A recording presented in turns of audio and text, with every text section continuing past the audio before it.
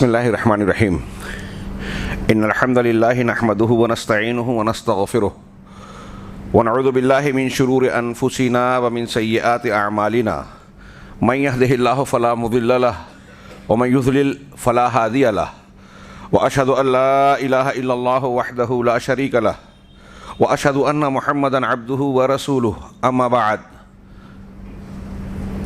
اعوذ باللہ من الشیطان الرجیم بسم اللہ الرحمن الرحیم یا ایہا الذین آمنوا اتقوا اللہ حق تقاتہ ولا تموتن الا وانتم مسلمون یا ایہا الناس اتقوا ربکم الذی خلقکم من نفس واحدہ وخلق منها زوجها وبث منہما رجالا کثیرا ونساء واتقوا اللہ الذی تساءلون به والارحام ان اللہ کان علیکم رقیبا یا ایہا الذین آمنوا اتقوا اللہ وقولوا قولا سدیدا یصلح لکم اعمالکم ویغفر لکم ذنوبکم ومن یطع اللہ ورسولہ فقد فاز فوزا عظیما اعوذ باللہ من الشیطان الرجیم بسم اللہ الرحمن الرحیم ان الذین قالوا ربنا اللہ ثم استقاموا تتنزل علیہم الملائکۃ الا تخافوا ولا تحزنوا وابشروا بالجنۃ التی کنتم توعدون نحن اولیاؤکم فی الحیاۃ الدنیا وفی الآخرہ۔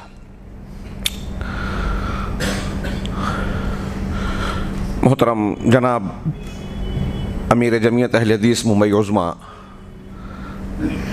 فضیلت الشیخ عبدالسلام سلفی حفظہ اللہ، ذمہ داران ضلعی جمعیت ممرہ، بزرگوں، دینی بھائیوں، اللہ تبارک و تعالیٰ کا یہ ارشاد آپ نے بارہا سنا ہے۔ سورہ بنی اسرائیل میں ایک جملہ جو ایک کتاب ہے اپنے اندر معنی کا سمندر سمیٹے ہوئے ہے۔ اللہ نے ارشاد فرمایا اِنَّ هَذَا الْقُرْآنَ يَهْدِي لِلَّتِي هِيَ أَقْوَمُ، یہ قرآن وہ کتاب ہے جو اس راستے کی طرف رہنمائی کرتی ہے جو سب سے بہتر، سب سے درست، سب سے اچھا ہے۔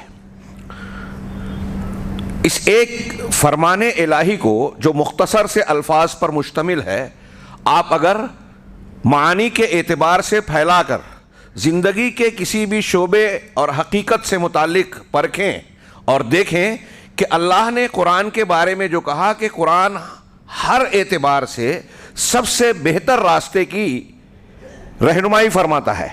اب آپ عقائد کو لیجئے، عبادات کو لیجئے، معاملات کو لیجئے، حلال حرام، رشتہ و پیوند، اپنے اور دوسروں کے خاندانی، سماجی اور دوسرے رشتے اور تعلقات کو لیجئے، کسی بھی معاملے کو لیجئے، زندگی کے چھوٹے سے چھوٹے آداب کو لیجئے، قرآن کی ایک تعلیم لیجئے اور پھر اس کے مقابلے میں توریت، انجیل، زبور، وید، گرو گرنتھ صاحب اور دنیا کے کسی بھی مذہب کی کتاب اور دوسری چیزوں کو سامنے رکھیے۔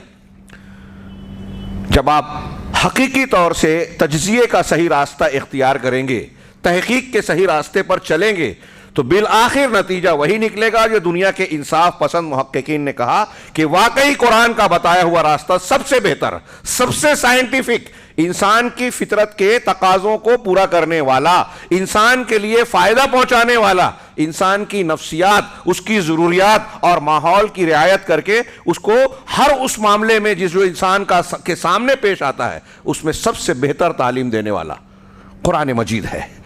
اللہ تبارک و تعالیٰ نے لوگوں کی تعلیم اور تربیت کے لیے، تزکیے کے لیے، راہ ہدایت کی رہنمائی کے لیے اپنے پیغمبروں کو بھیجا، جس کے سب سے آخری کڑی جناب محمد رسول اللہ صلی اللہ علیہ وسلم، اور آپ پر نازل کیا جو قرآن اور کتاب کو۔ اللہ تبارک و تعالی حکیم ہے، علیم ہے، خبیر ہے۔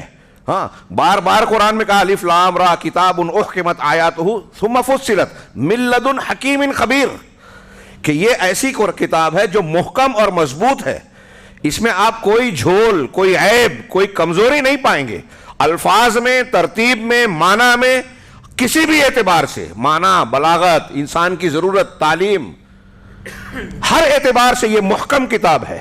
اور پھر اس کو تفصیل سے بیان کیا گیا تو محکم ہے، مفصل ہے، من لدن حکیم خبیر، حکیم خبیر کی جانب سے، انتہائی وہ حکیم جس کی حکمت بالغہ ہے، جس کی ذات حکمت کی صفت سے متصف ہے، اس میں معمولی سا بھی غیر حکیمانہ کوئی معاملہ ہو ہی نہیں سکتا۔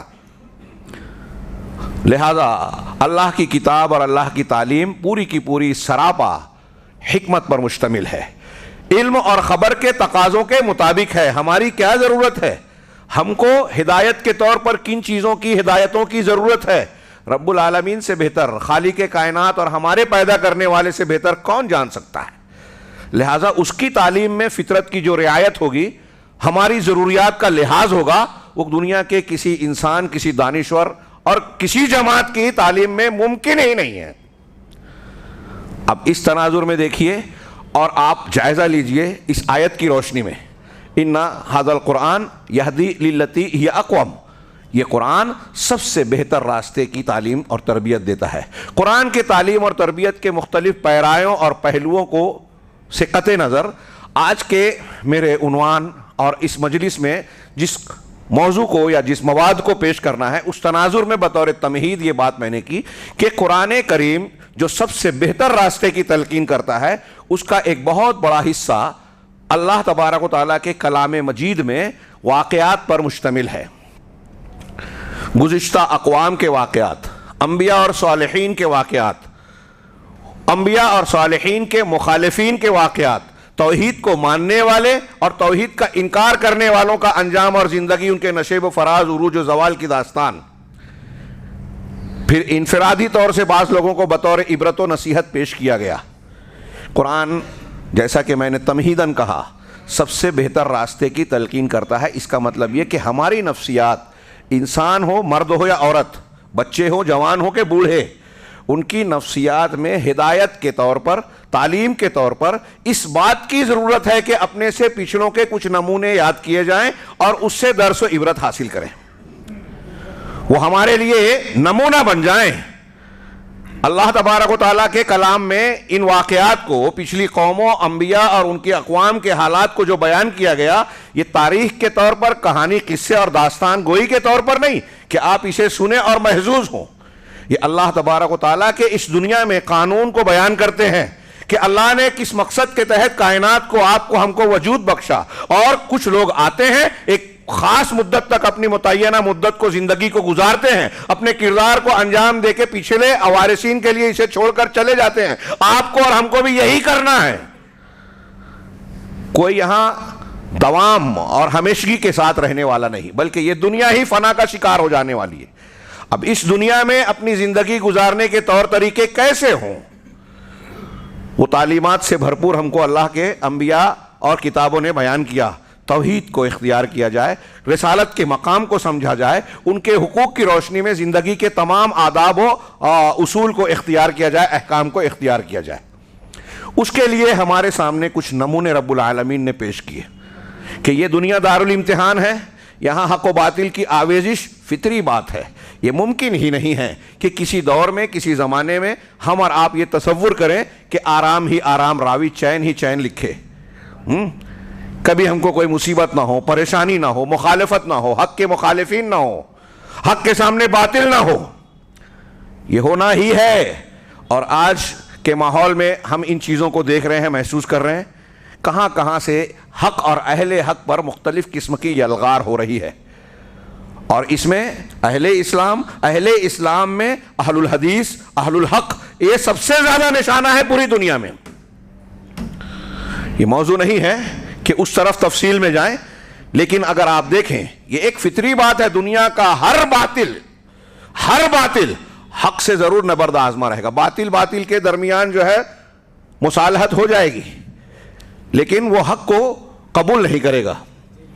اور یہ کوئی گھبرانے کی، پریشان ہونے کی بات نہیں ہے، خوش ہونے کی بات ہے کہ یہود ہو یا نصارہ، وہ اپنے فہرست میں سب سے اہم خطرہ، سب سے بڑا خطرہ جسے دنیا میں آج مانتے ہیں، امریکہ، برطانیہ، اسرائیل، ان کی جو خفیہ محکمے ہیں، ان کے رپورٹ پڑھ لیجئے کہ وہ کہتے ہیں کہ ہمیں اس اسلام سے خطرہ ہے، پریشانی ہے، جس کو ابو بکر صدیق، عمر فاروق کے اسلام کی پیروکاری کی طرف سے منسوب کیا جاتا ہے، جو اہل الحدیث اور سلفی حضرات جس کو اختیار کرتے ہیں۔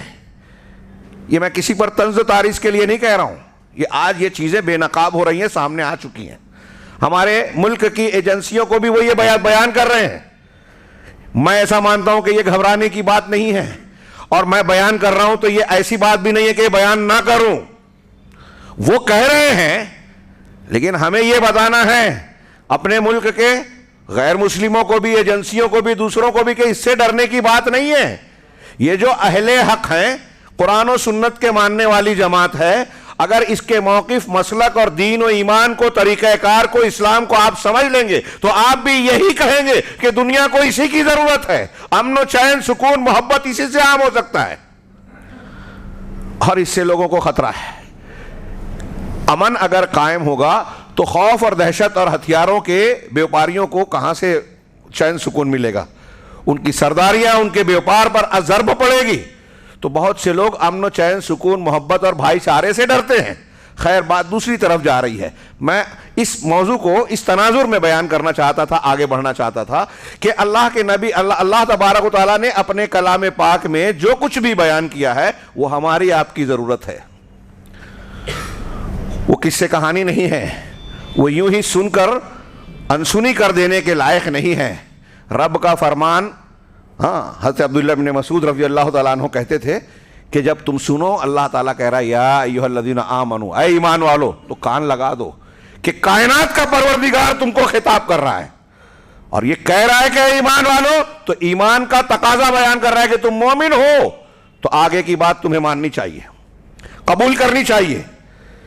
لہذا قرآن مجید میں جو واقعات بیان کیے گئے ہیں انہیں بطور واقعہ نہیں بلکہ اس تناظر میں دیکھیے کہ زندگی کے ہر موڑ پر ہمیں ان واقعات کی ضرورت ہے. ان واقعات میں ہمارے گرد و پیش میں جو مسائل، پریشانیاں، عقیدے کی، عبادات کی، مخالفتوں کی، حق اور باطل کا جو ٹکراؤ ہوتا ہے، ہمیں مختلف قسم کی مصیبتیں، پریشانیاں، مخالفین، وقت کا کوئی فرعون، وقت کا کوئی ابو جہل ہمیں اگر تنگ کر رہا ہے، ہمارے خلاف سازشیں کر رہا ہے، منصوبہ بندیاں کر رہا ہے، اپنے وسائل کا استعمال کر رہا ہے، تو ہمیں دیکھنا چاہیے کہ قرآن مجید نے فرعون کے سامنے موسیٰ اور بنی اسرائیل کے جو واقعات بیان کیے وہ ہمیں کیا سکھا رہے ہیں. ایسے ہی ایک دم دہی دست اور خالی دامن ہے، ہاتھ خالی ہے اور سامنے بادشاہت ہے، مقابلہ آرائی ہے، ایسے واقعات بھی گزرے ہیں. قرآن کے یہ واقعات ہمیں تسلی دیتے ہیں، ہمیں راستہ بتاتے ہیں، ہمیں قوت دیتے ہیں، اللہ پر بھروسہ کرنا سکھاتے ہیں، یہ بتاتے ہیں کہ دنیا میں باطل کتنا بھی طاقتور ہو جائے، کتنا بھی شرانگیز اور سرکش ہو جائے، اتنی پاورفل ہو جائے کہ وہ وقت کا اپنے آپ کو رب اعلیٰ تک کہہ بیٹھے، لیکن قرآن کا یہ سبق یاد رکھنا چاہیے والعاقبۃ للمتقین.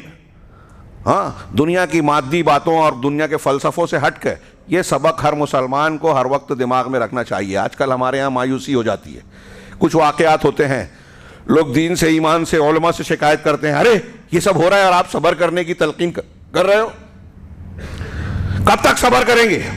جب تک صبر کا حکم ہے تب تک کیجئے. قرآن کہتا ہے. بنی اسرائیل نے کب تک کیا؟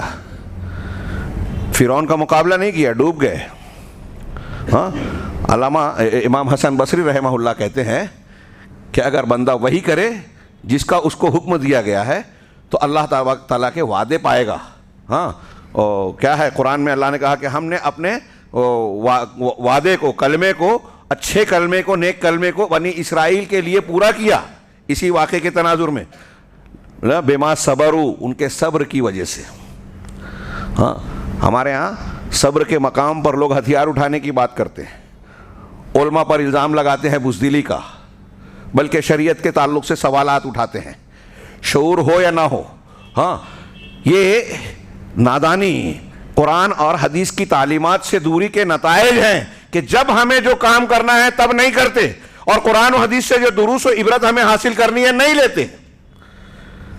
لہذا آئیے کہ ان واقعات کے تناظر میں ہم دیکھیں. مجھے عنوان دیا گیا تھا کہ استقامت کے درخشاں پہلو، راہ حق میں استقامت کے درخشاں پہلو. اس مناسبت سے میں نے بہت مشہور سورہ حامیم سجدہ کی آیت پڑھی، ان الذین قالوا ربنا اللہ ثم استقاموا تتنزل علیہم الملائکہ. جن لوگوں نے یہ کہا کہ ہمارا رب، پروردگار، پالنہار اللہ ہے، اللہ کو اپنا مالک مان لیا، اور ثم استقاموا، پھر اس پر جم گئے. یہ یہاں رب اللہ کو ماننے کے بعد اس پر جم گئے. اس کی متعدد تفاسیر سلف سے سیدنا ابوبکر صدیق کہتے ہیں کہ اللہ تبارک و تعالیٰ کے کلمے لا الہ الا اللہ پر جم گئے, اس کے تقاضوں پر جم گئے. حضرت عمر کہتے ہیں کہ ادائے فرائض پر جم گئے. بعض دوسرے صحابہ اور سلف کہتے ہیں کہ دین کے تقاضوں اور احکامات پر جم گئے. سارے معنی صحیح ہیں کہ اللہ کو رب مان لیا, اب اس ربوبیت کے تقاضوں اور اس کو پورا کرنے پر جمے رہے. کوئی بھی مخالف آندھی ان کے پیروں میں ڈگمگاہٹ پیدا نہیں کر سکتی کہ ہم شریعت اور دین کے راستے سے پھر جائیں. حالات آ گئے, کسی نے کوئی چمتکار دکھا دیا, کوئی دجال آیا اور ہم اس کے پیچھے بھاگنے لگے. کسی نے تلوار اور ہتھیار دکھایا اور ہم اس سے ڈر کر دب گئے. کسی سے متاثر ہو گئے کہ اس کے اتنے لائک کرنے والے ہیں لہذا اس کے پیچھے چلنے لگے, قرآن و حدیث کی تعلیم کو پسے پوچھ ڈال دیا. نہیں, جب رب مان لیا تو اب اس پر جم گئے چاہے جیسے حالات ہوں. یہ استقامت اصل ہم سے اور آپ سے مطلوب ہے دین میں. مسلمان ہونے کا دعویٰ منافقین بھی کرتے تھے, امتحان کے وقت ان کے پیر اکھڑ جاتے تھے. غزوہ احد کے وقت کتنا نازک مرحلہ تھا, 1000 لوگ مدینہ سے نکل رہے ہیں, 300 اس میں سے بھی واپس ہو رہے ہیں منافقین. اس میں کچھ اچھے لوگ بھی وقتی طور سے بہک گئے.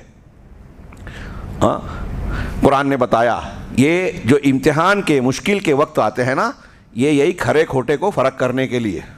عام حالات میں سب اپنے آپ کو کہتے ہیں مومن ہیں, ایمان والے ہیں. امتحان یا نتیجہ اس وقت سامنے آتا ہے جب امتحان کا وقت ہوتا ہے, قربانی کا وقت آتا ہے.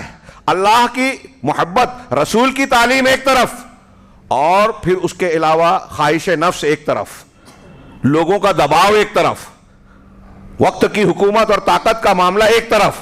وہاں ان چیزوں کو نظر انداز کر کے آدمی اگر قرآن اور حدیث, اللہ اور اس کے رسول کی محبت کو ترجیح دیتا ہے تو وہ سچا مومن ہے.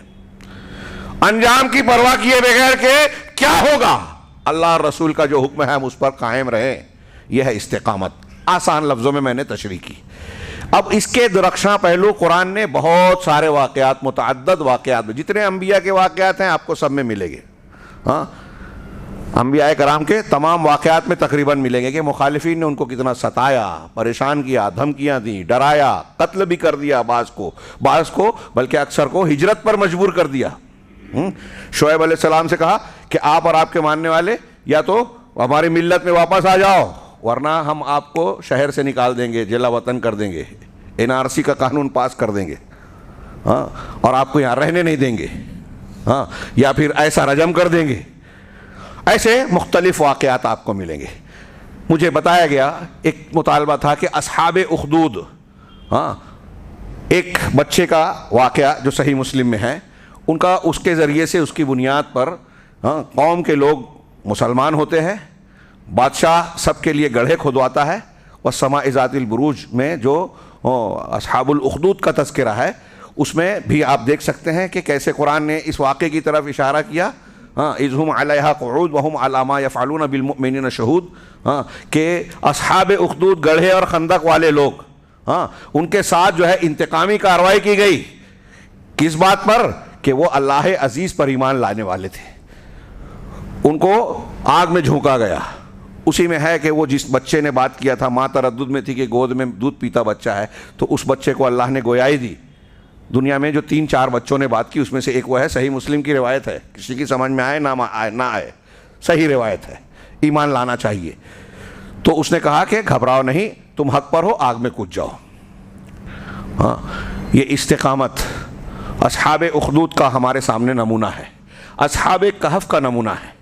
انہوں نے ایمان لایا, وقت کے بادشاہ کے مذہب کی مخالفت کی, اور یہ خطرہ پیدا ہوا کہ بادشاہ انہیں گھیرے گا, مارے گا, پکڑ لے گا اور اپنے مذہب میں لوٹانے پر مجبور کرے گا یا قتل کر دے گا. یہ وہاں سے فرار اختیار کرتے ہیں, ایک غار میں جا کے پناہ لیتے ہیں. وہاں ان کے ساتھ ان کا کتا ہوتا ہے, اور ایک لمبی نیند اللہ تبارک و تعالیٰ بطور کرامت ان کو عطا فرماتا ہے. 300 سال اور 310 سال قمری اور شمسی مہینے کے اعتبار سے 3 سال 300 یا 310 سال بنتا ہے. لمبی نیند. اس میں ہمارے لیے عبرت و نصیحت کے سامان ہے.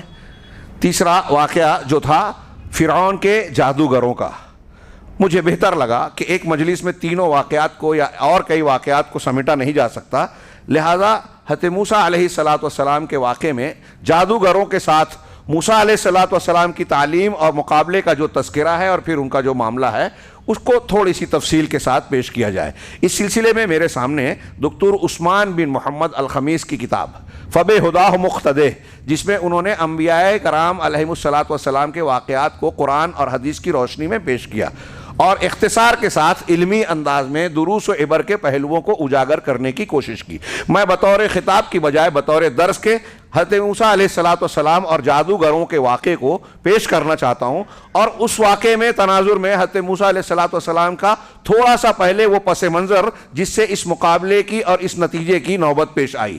چنانچہ ہم اس میں ایک عنوان انہوں نے موسیٰ علیہ السلام کے قصہ اور واقعے کے مختلف پہلو جو قرآن میں بیان کیے گئے ہیں بہت طویل گفتگو کی، میں اس درمیان سے یہ واقعہ نکال رہا ہوں۔ چنانچہ انہوں نے عنوان قائم کیا المواجہۃ بین موسیٰ و فرعون، موسیٰ اور فرعون کا آمنا سامنا، مقابلہ۔ اس سے پہلے انہوں نے حضرت موسیٰ علیہ السلام کی ولادت، واقعات، فرعون کے گھر میں ان کی پرورش کا معاملہ، پھر وہ واقعہ قتل کا جو خطا سے حضرت موسیٰ علیہ السلام کے ہاتھوں سرزد ہوا، اس کے بعد انہیں مدین جانا پڑا، مدین کا واقعہ، مدین سے لوٹنا، اور پھر لوٹنے کے وقت راستے میں حضرت موسیٰ علیہ السلام کا طور کی پہاڑی پر جو ہے نبوت سے سرفراز ہونا، روشنی کے لیے گئے، رہنمائی کے لیے گئے، اور پھر نبوت ملی، معجزہ دیا گیا، فرعون کی طرف بھیجا گیا، آپ اور حضرت ہارون دونوں کو جو ہے نبوت سے سرفراز کیا گیا۔ اب دونوں فرعون کے دربار میں آ رہے ہیں۔ وہاں سے ہم یہ بات پڑھ رہے ہیں کہ موسیٰ علیہ السلام پورے جوش، جذبے، ولولے اور جو ہے ہمت کے ساتھ فرعون اور اس کے دربار میں، اس کے درباریوں کے سامنے حاضر ہوتے ہیں، مناظرہ کرتے ہیں، حق کو پیش کرتے ہیں۔ قال موسیٰ لفرعون، موسیٰ نے فرعون سے کہا انا رسول رب العالمین، ہم رب العالمین کے پیغمبر ہیں، ان کے بھیجے ہوئے ہیں، ان کے نمائندہ ہیں۔ آپ دیکھ سکتے ہیں ہمارے یہاں لوگ بڑی بڑی باتیں کرتے ہیں دعوت و تبلیغ کے نام پر، یہ انبیاء کا منہج اور طریقہ دیکھیے۔ مخاطب سے وہ کتنا بڑا بھی ہو، روبرو جا کے براہ راست اپنی رسالت، اپنی حیثیت پیش کر کے توحید اور صحیح عقیدے کی دعوت دیتے ہیں۔ موسیٰ نے کہا کہ ہم رب العالمین کی طرف سے بھیجے ہوئے ہیں۔ اس ایک جملے میں کیا بلاغت ہے کہ میں تو رسول ہوں ہی، کس کا ہوں؟ رب العالمین کا۔ چنانچہ فرعون نے کہا وما رب العالمین، یہ رب العالمین کیا چیز ہے؟ یدعی انہ لا یعرف رب العالمین، شیخ کہتے ہیں کہ وہ بظاہر اپنے اس سوال سے یہ دعویٰ کر رہا ہے، اشارہ کر رہا ہے کہ وہ رب العالمین کو جانتا ہی نہیں، پہچانتا ہی نہیں۔ ماں سے سوال کیا، عربی داں اہل علم یہاں موجود ہے، میرے اساتذہ جیسے لوگ، ماں اور من کا فرق آپ جانتے ہیں۔ انگریزی میں اگر پوچھنا ہو کہ آپ کون ہیں تو ہو آر یو پوچھیں گے، اور اگر آپ کیا ہیں تو واٹ آر یو پوچھتے ہیں۔ بس یہی فرق من میں ہے کہ من ہو کے لیے ہے اور ماں واٹ کے لیے ہے، یہ قابلیت کے لیے۔ یہ فرعون نے شرارتاً من رب العالمین پوچھنے کی بجائے ماں رب العالمین پوچھا۔ یہ اس کی شرارت تھی، سرکشی تھی، نالائقی تھی، موسیٰ علیہ السلام کی بات کی تردید کا انداز تھا، طنز اور استنکار کا، اس کو کمتر بنانے کا انداز تھا۔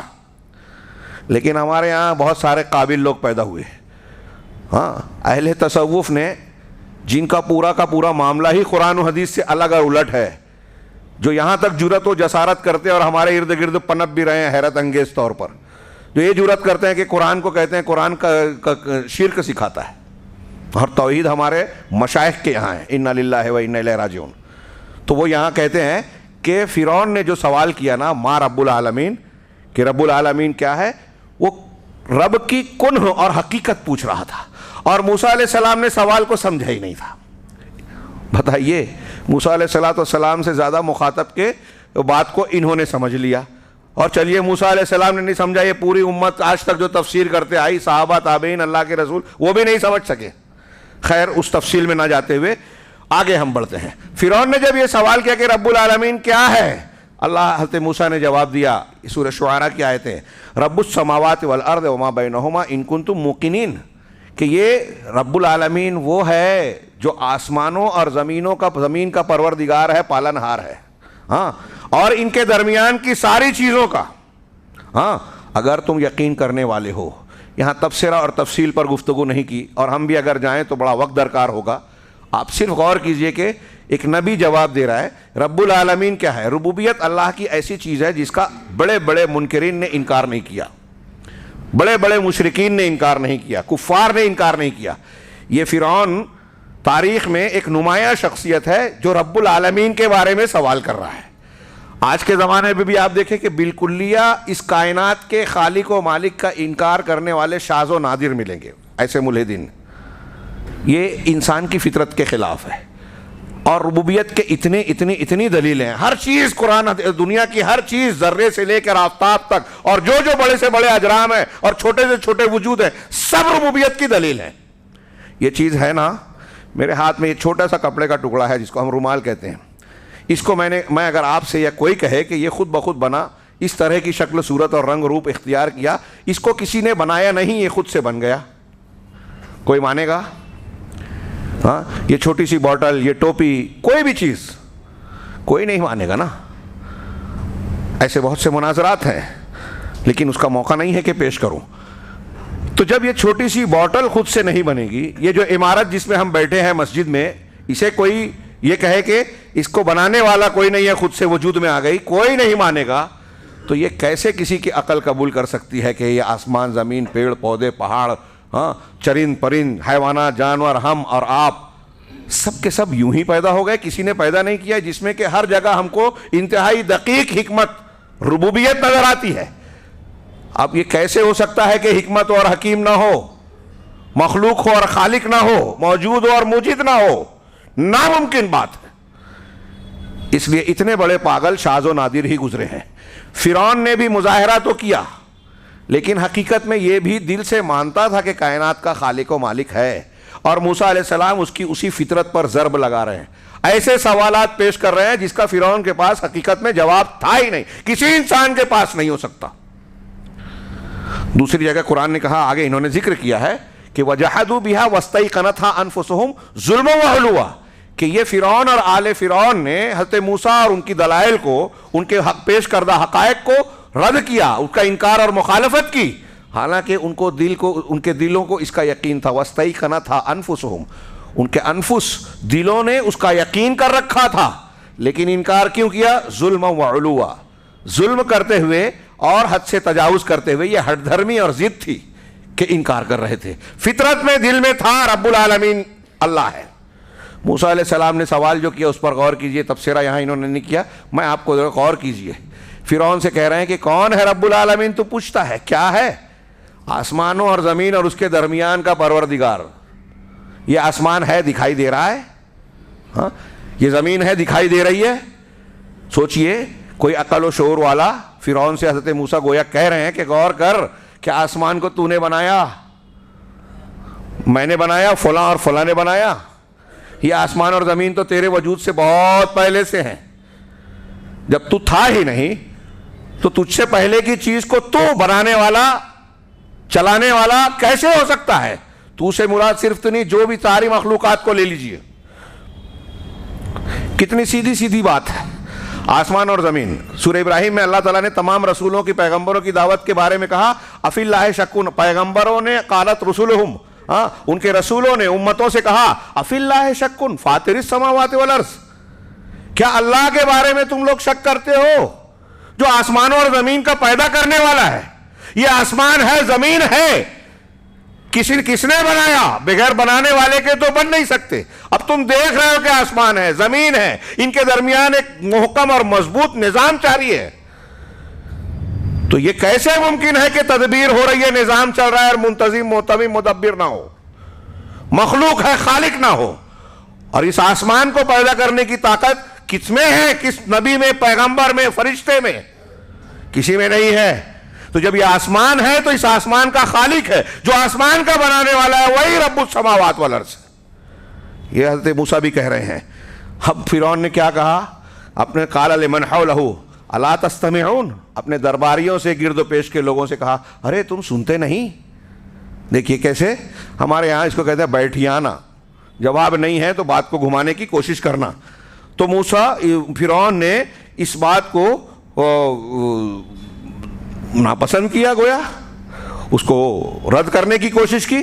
تو موسیٰ علیہ السلام مزید دوسرا جو ہے اس پر جو ہے وہ ضرب لگاتے ہیں دوسری، رب السماوات والارض وما بینہما، آسمان اور زمین کے بعد کہا کہ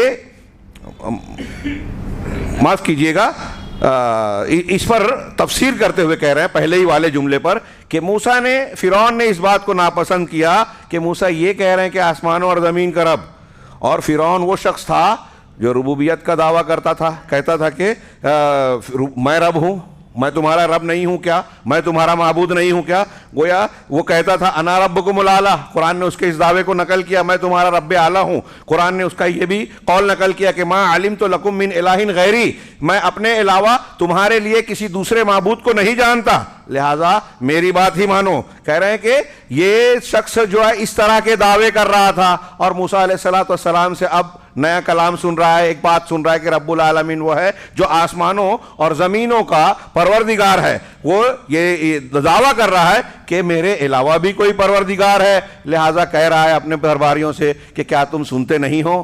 لہٰذا وہ فالتفت الیہم، موسیٰ علیہ السلام ان کی طرف متوجہ ہوئے درباریوں، اور ان سے کہا ربکم ورب آبائکم الاولین، ہاں کہ تم سب کا پروردگار رب العالمین کون ہے؟ وہ جو تمہارا بھی رب ہے، پالنہار ہے، اور تم سے پہلے کے جو تمہارے آبا و اجداد ہیں ان کا بھی پروردگار ہے۔ گویا فرعون سے کہہ رہا ہے، حضرت موسیٰ کہہ رہے ہیں کہ اگر تو پروردگار ہے تو بتا تم لوگوں کے آبا و اجداد کہاں ہیں؟ ہاں، کیا کوئی ایسا رب ہو سکتا ہے کہ اس کا باپ بھی ہو؟ تو اگر رب ہے تو تمہارے باپ دادا تھے، وہ رب ہوں گے۔ ایک دوسرا معنی جو یہاں نہیں ہے کہ تھوڑی دیر کے لیے غور کرو کہ تو اپنے آپ کو رب کہتا ہے اور تو اپنے ماں باپ سے پیدا ہوا ہے، تو رب تو ہے، پیدا ہو رہا ہے دوسروں سے۔ تو ایک شخص جو خود ربوبیت کا دعوے دار ہے اور وہ دوسروں کے ذریعے سے پیدا ہو رہا ہے، تو بتائیے پھر اس کی، جس سے وہ پیدا ہو رہا ہے، اس کی کیا حیثیت بنی؟ ان کو کس نے بنایا؟ ان کا پروردگار کون ہے؟ تو گویا یہاں کہہ رہے ہیں کہ ایک تو ربوبیت کا دعویٰ کر رہا ہے اور تمہارے آبا و اجداد بھی ہیں، یہ کیسے ہو سکتا ہے؟ ہاں، بل ھذا ربک و رب آبائک الاولین، بلکہ یہ تمہارا بھی پروردگار ہے اور تمہارے جو اولین آبا و اجداد ہیں ان کا بھی پروردگار۔ وَرَبُّكُمْ أَنْتُمْ أَيُّهَا الْجَالِسُونَ، اور اے درباریوں، یہاں جو بیٹھے ہوئے موجود لوگوں جتنے ہو، ان سب کا پروردگار اللہ، تم سب کا پروردگار اللہ ہی ہے۔ وَرَبُّ آبَائِكُمُ الْأَوَّلِينَ فَمَاذَا قَالَ فِرْعَوْنُ، اب فرعون نے کیا کہا؟ قَالَ إِنَّ رَسُولَكُمُ الَّذِي أُرْسِلَ إِلَيْكُمْ لَمَجْنُونٌ، کہ وہ پیغمبر جو تمہاری طرف بھیجا گیا ہے وہ پاگل ہے۔ موسیٰ علیہ السلام نے پھر تیسری بات کہی، رب المشرق والمغرب وما بینہما ان کنتم تعقلون، مشرق اور مغرب کا پروردگار، اور ان دونوں کے درمیان، یہ مشرق اور مغرب کے درمیان کی جہت دیکھ رہے ہو، دنیا کی چیزوں کو دیکھ رہے ہو، یہ اور اس کے درمیان کی ساری چیزوں کا پروردگار جو ہے وہ ہے رب العالمین۔ اگر تم عقل رکھو، شعور رکھو تو سمجھنے میں کوئی دقت نہیں ہے۔ آگے کہا فلم یجد جواباً، اب اس کے بعد فرعون کے پاس کوئی جواب نہیں تھا مگر یہ کہنا کہ لئن استخذت الہا غیری لاجعلنک من المسجونین، اگر تو نے میرے علاوہ کسی اور کو معبود بنایا تو میں تجھے قید میں ڈال دوں گا، قیدی بنا دوں گا۔ ہاں، یہ دھمکی آمیز، یہ جواب کہہ رہا ہے منطق و استخدام القوہ، طاقت کے استعمال کی منطق۔ ہاں، یہ عضلات کا استعمال، یہ جنگل کی منطق ہے، جنگل کے قانون کا طریقہ، جنگل کا قانون ہے، طریقہ ہے، جس کی لاٹھی اس کی بھینس۔ آج ہمارے یہاں پورے دنیا میں کتنی بھی ترقی، آزادی، حقوق کی بحث ہوتی ہو، لیکن پریکٹیکل میں دیکھیں تو یہی قانون چل رہا ہے، قوت والا معاملہ۔ عدالتیں غلط سلط فیصلے کر جاتی ہیں، قوت کے نزدیک جھک رہی ہیں، انصاف جو ہے وہ دم گھٹ رہا ہے اس کا، اور قوت کے سامنے دم توڑ رہا ہے۔ موسیٰ علیہ السلام نے کہا اولو جئتک بشیء مبین، کیا میں نے تمہارے سامنے کوئی کھلی ہوئی چیز پیش نہیں کی؟ قال فأتی بہ، فرعون نے کہا ٹھیک ہے پیش کرو، ان کنت من الصادقین، اگر آپ سچوں میں سے ہیں۔ فألقى عصاه فإذا هي ثعبان مبین۔ ہاں، میں ان واقعات پر ذرا تیزی سے گزرنا چاہ رہا ہوں۔ تو حضرت موسیٰ علیہ السلام نے اپنے لاٹھی کو ڈالا اور وہ ایک کھلا ایک اژدہا بن گیا۔ وَنَزَعَ يَدَهُ، اور اپنے ہاتھ کو نکالا جیب میں دامن میں ڈال کر. حضرت موسیٰ علیہ السلام نے اپنا ہاتھ نکالا تو وہ اپنے ہاتھ کو فَإِذَا هِيَ بَيْضَاءُ لِلنَّاظِرِينَ, تو یہ دیکھنے والوں کے لیے انتہائی چمکیلا اور روشن ہو گیا. قرآن میں کئی جگہ پر کہا من غیر سو. حضرت ابن عباس نے اس کی تفسیر میں کہا من غیر برس ولا مرض, اس میں مرض یا مرض نہیں, ایک دم روشن ہو گیا, چمکدار اور روشن, اور بعد میں ٹھیک ہوا تو اس میں کوئی مرض کوئی عیب نہیں. تو دیکھنے والوں کے لیے وہ بالکل روشن ہو گیا. اور یہ موسیٰ علیہ السلام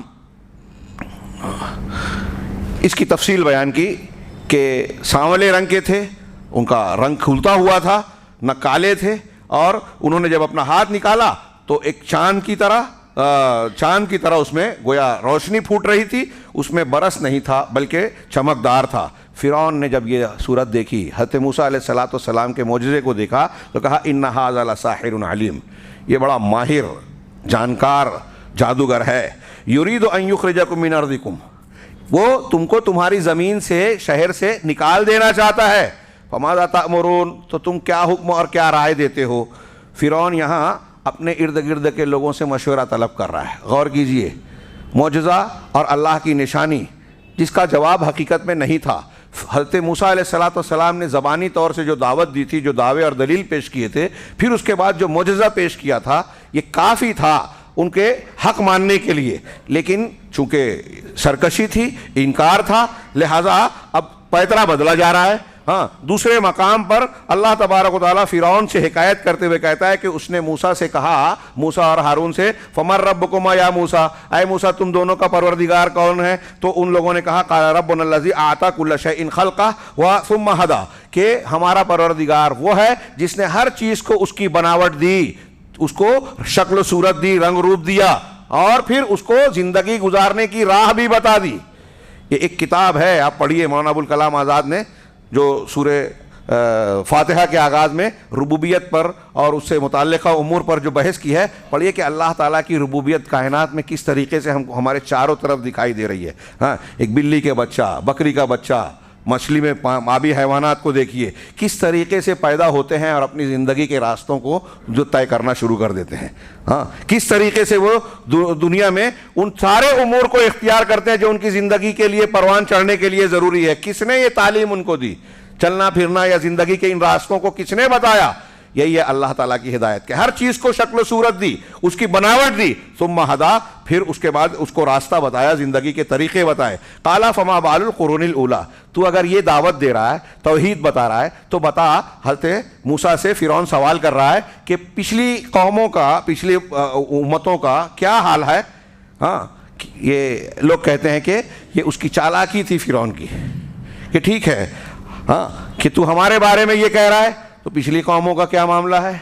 کچھ لوگوں نے کہا کہ اگر حضرت موسیٰ کہتے کہ وہ گمراہ ہیں, مشرک تھے, کافر تھے, تو فرعون لوگوں کو بھڑکاتا کہ تمہارے آبا و اجداد کو گمراہ کہہ رہا ہے. اور اگر کہتے کہ وہ صحیح ہے تو کہتا کہ جب وہ صحیح تھے تو انہی کے دین مذہب پر تو ہم بھی ہیں. دونوں جواب میں وہ یہ چاہتا تھا کہ فرعون موسیٰ جو ہے وہ مات کھا جائیں. لیکن حضرت موسیٰ علیہ السلام پیغمبر تھے, پیغمبرانہ فراست کے حامل تھے. انہوں نے انتہائی جامع جواب دیا اور کہا قال علمھا عند ربی فی کتاب, نہ تجھے معلوم نہ مجھے, اس کا علم میرے پروردگار کے پاس کتاب میں ہے. لا یضل ربی ولا ینسیٰ, نہ میرا پروردگار بھٹک سکتا ہے اور نہ بھولتا ہے. کوئی چیز اس سے غلطی ہو جائے یہ ناممکن, کوئی چیز بھول جائے یہ بھی ناممکن. انسانوں سے ہوتی ہے یہ دونوں باتیں. آگے کہا الذی جعل لکم الارض مہدا وسلک لکم فیہا سبلا, یہ وہ ذات ہے جس نے تمہارے لیے زمین کو فرش بنایا, ایک دسترخوان بنا دیا زمین کو کہ ہر ضرورت کا سامان یہاں ہمیں اور آپ کو مہیا ہے, اور تمہارے لیے اس میں راستے بنا دیے. وانزل من السماء ماء, اور آسمان سے بارش برسا دی. فاخرجنا به ازواجا من نبات شتى, اور اس سے مختلف قسم کے پیداوار کو جو ہے اگا دیا, پیدا کر دیا, زمین سے نکال دیا.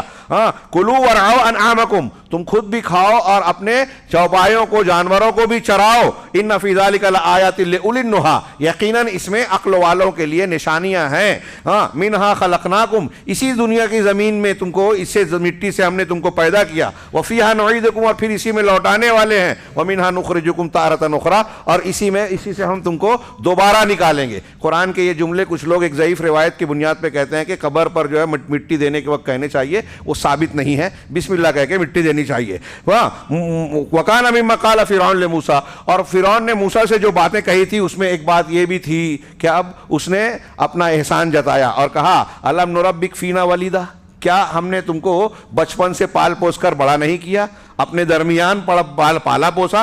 وَلَبِثْتَ فِينَا مِنْ عُمُرِكَ سِنِينَ, اور ہمارے درمیان اپنی عمر کے سالہ سال تو نے گزارے. اب یہ تفسیر لوگ کہتے ہیں 40 سال رہے, کوئی کہتا ہے 20 سال 14 سال, الگ الگ جو بھی مدت رہے ہوں. ہاں, کہ تو ہمارے درمیان پڑا بڑا, بچپن سے ہم نے پالا پوسا اور اپنی عمر کے اہم حصے کو ہمارے درمیان گزارا, سالہ سال کو. وَفَعَلْتَ فَعَلَتَكَ الَّتِي فَعَلْتَ وَأَنْتَ مِنَ الْكَافِرِينَ, اور تو نے جو کیا, جو حرکت کی کر ڈالی, جبکہ تو ناشکروں میں سے تھا. موسیٰ علیہ السلام کو گویا دبانے کی کوشش کر رہا ہے کہ ہم نے پالا پوسا, ہمارے درمیان پڑا بڑا, اور پھر تو نے حرکت کی, ایک قبطی ہماری قوم کے آدمی کو جو ہے مار دیا اور یہاں سے نکل گیا. یہاں فرعون نے 3 باتیں پیش کی کہ کیا تو نے ہمارے درمیان اپنا بچپن نہیں گزارا, ہم نے پالا پوسا, اور پھر دوسری بات کہ ہمارے درمیان سالہ سال گزارا, تیسری بات کہ تم نے ایک کام کیا, ایک حرکت کی, اور وہ کیا تھا, قبطی کا قتل. اس سے فرعون موسیٰ علیہ السلام پر احسان جتا رہا ہے اور انہیں قبطی کے قتل بغیر سبب کے آپ نے قبطی کا قتل کیا اس کی یاد دلا رہا ہے. اس وقت حضرت موسیٰ علیہ السلام نے جواب دیا کہ فعلتها اذا وانا من الضالین, ہاں مجھ سے ایک یہ غلطی سرزد ہوئی, لیکن اس وقت میں گنگشتہ راہ تھا, مجھے راستہ نہیں ملا تھا. یہاں ضالین کا مراد گمراہ کافر نہیں ہے. شیخ نے آگے کہا یہ ایسے ہی ہے جیسے اللہ کے رسول صلی اللہ علیہ وسلم سے اللہ نے کہا وَوَجَدَكَ ضَالًّا فَهَدَىٰ, اے ضَالًّا عَنِ الرِّسَالَةِ, یہاں ضَالًّا سے مراد یعنی رسالت سے محروم تھا, اس وقت مجھے رسالت نہیں ملی تھی, پیغمبری نہیں ملی تھی. یہ یہاں ضَالًّا گمراہ بمانا کافر نہیں ہے. انہوں نے ایک جامع قاعدہ کلیہ کی طرح ایک جملہ کہا, یاد رکھنا چاہیے ہمارے عقیدے کی بات, کہ کبھی کوئی نبی کفر میں نہیں رہا, کوئی نبی کبھی کافر نہیں رہا, کسی نبی نے کبھی شرک نہیں کیا. وَإِنَّمَا كَانَ ضَالًّا عَنِ الرِّسَالَةِ, یہ ضالًا بھٹکے ہوئے کس سے تھے, رسالت سے. اللہ تعالیٰ نے جو رسالت سے نوازا. ہاں, لا يعرف رسالة من سبقه, ہاں اپنے اس سے پہلے رسالت کو وہ نہیں جانتے تھے. قَالَ فَعَلْتُهَا إِذًا وَأَنَا مِنَ الضَّالِينَ, تو بعثت سے پہلے مجھ سے یہ حرکت ہو گئی, نبی بننے سے پہلے, اور وہ بھی میں نے جان بوجھ کر نہیں کیا. وَمَا فَعَلْتُهَا إِذًا فَفَرَرْتُ مِنْكُمْ لَمَّا خِفْتُكُمْ, لہذا مجھ کو یہاں سے نکلنا پڑا, فرار کا راستہ اختیار کرنا پڑا. کیوں؟ جب میں تم سے ڈر گیا. شیخ اس کی تشریح میں کہتے ہیں کیوں میں یہاں سے جانے پہ مجبور ہوا, اس لیے کہ تم ظالم لوگ ہو, قومی عصبیت ہے, تم یہ دیکھتے کہ یہ قبطی ہے, یہ قبطی نہیں ہے. ہاں, اور دوسری بات یہ کہ میں اس کے قتل کا ارادہ نہیں رکھتا تھا. اب میں تم کو یہ بیان کرتا, تم مانتے نہیں, ظلم کرتے, تو میں نے جان بوجھ کر نہیں مارا تھا, ورنہ پھر بھی تم مجھ پر ظلم کرتے. اس لیے مجھے خوف محسوس ہوا اور میں مصر سے نکلنے پر مجبور ہوا. پھر اس کے بعد کہا کہ اب اس کے بعد اللہ تعالیٰ نے مجھے حکم اور حکمت سے نوازا, یعنی میں نے مصر کو جب ترک کیا تو میرے پروردگار نے مجھے حکم دیا وَجَعَلَنِي مِنَ الْمُرْسَلِينَ, اور مجھے رسولوں میں سے بنایا. پھر انہوں نے کہا, حضرت موسیٰ نے اس کو فرعون کو کہا وَتِلْكَ نِعْمَةٌ تَمُنُّهَا عَلَيَّ أَنْ عَبَّدتَ بَنِي إِسْرَائِيلَ, یہ تو جو نعمت گنوا رہا ہے, احسان جتا رہا ہے, ہاں کہ میرے ساتھ یہ کیا, بچپن میں پالا پوسا, ہاں, اور اس بنیاد پر تو نے بنی اسرائیل کو اپنا غلام بنا لیا. بنی اسرائیل کو غلام تو نے سال سے میری پیدائش سے پہلے سے بنا رکھا ہے. شیخ نے کہا کہ یہاں اہل علم کہتے ہیں کہ اس کا 2 معنی ہے کہ تو نعمت کا جو تذکرہ کر رہا ہے, ہاں کہ پہلی تو یہ کہ کیا فرعون پر انکار کر رہے ہیں حضرت موسیٰ یا اس کی تعریف کر رہے ہیں؟ پہلا قول یہ ہے کہ اے فرعون تیرا کوئی فضل نہیں ہے، تو نے کوئی احسان نہیں کیا، یہ نعمت جو تو مجھ پر بتا رہا ہے کہ تو نے مجھے بچپن میں پالا پوسا اور میرے گھر میں اپنے گھر میں مجھے اپنے محل میں جو ہے وہ جو ہے بود و باش کروائی، تو یہ اس کا سبب دراصل تو خود ہی تھا، تو بنی اسرائیل کے بچوں کو قتل کرتا تھا۔ اب بچوں کو بچانے کے لیے میری والدہ کے پاس اس کے علاوہ جو ایک قربانی کی شکل تھی، کوئی شکل نہیں تھی کہ مجھے پانی کے حوالے کیا، دریا کے حوالے، اور میں تیرے محل تک پہنچا۔ تو جو میں تیرے محل تک پہنچا اور تو نے پالا پوسا، اس کی وجہ تو خود ہے۔ تو اس کو احسان کے طور پر ذکر کر رہا ہے، اس تو خوف اور دہشت کی وجہ سے تو مجھے ماں سے دور ہونا پڑا اور پھر پانی کے حوالے ہو کر میں تیرے گھر تک پہنچا۔ گویا اس سے فرعون کے اس احسان کا رد ہو رہا ہے کہ تو جو احسان بتا رہا ہے، تیرے محل تک پہنچنے اور یہاں پہنچ کر ان حالات سے دوچار ہونے کا ذمہ دار تو خود ہے۔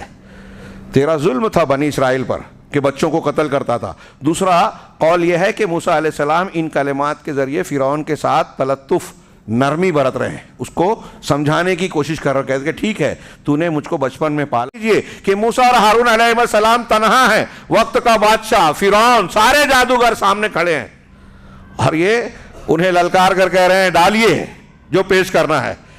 موسیٰ فرعون کے دربار میں کھڑے ہو کر اس کی آنکھوں میں آنکھیں ڈال کر دعوت دے رہے ہیں۔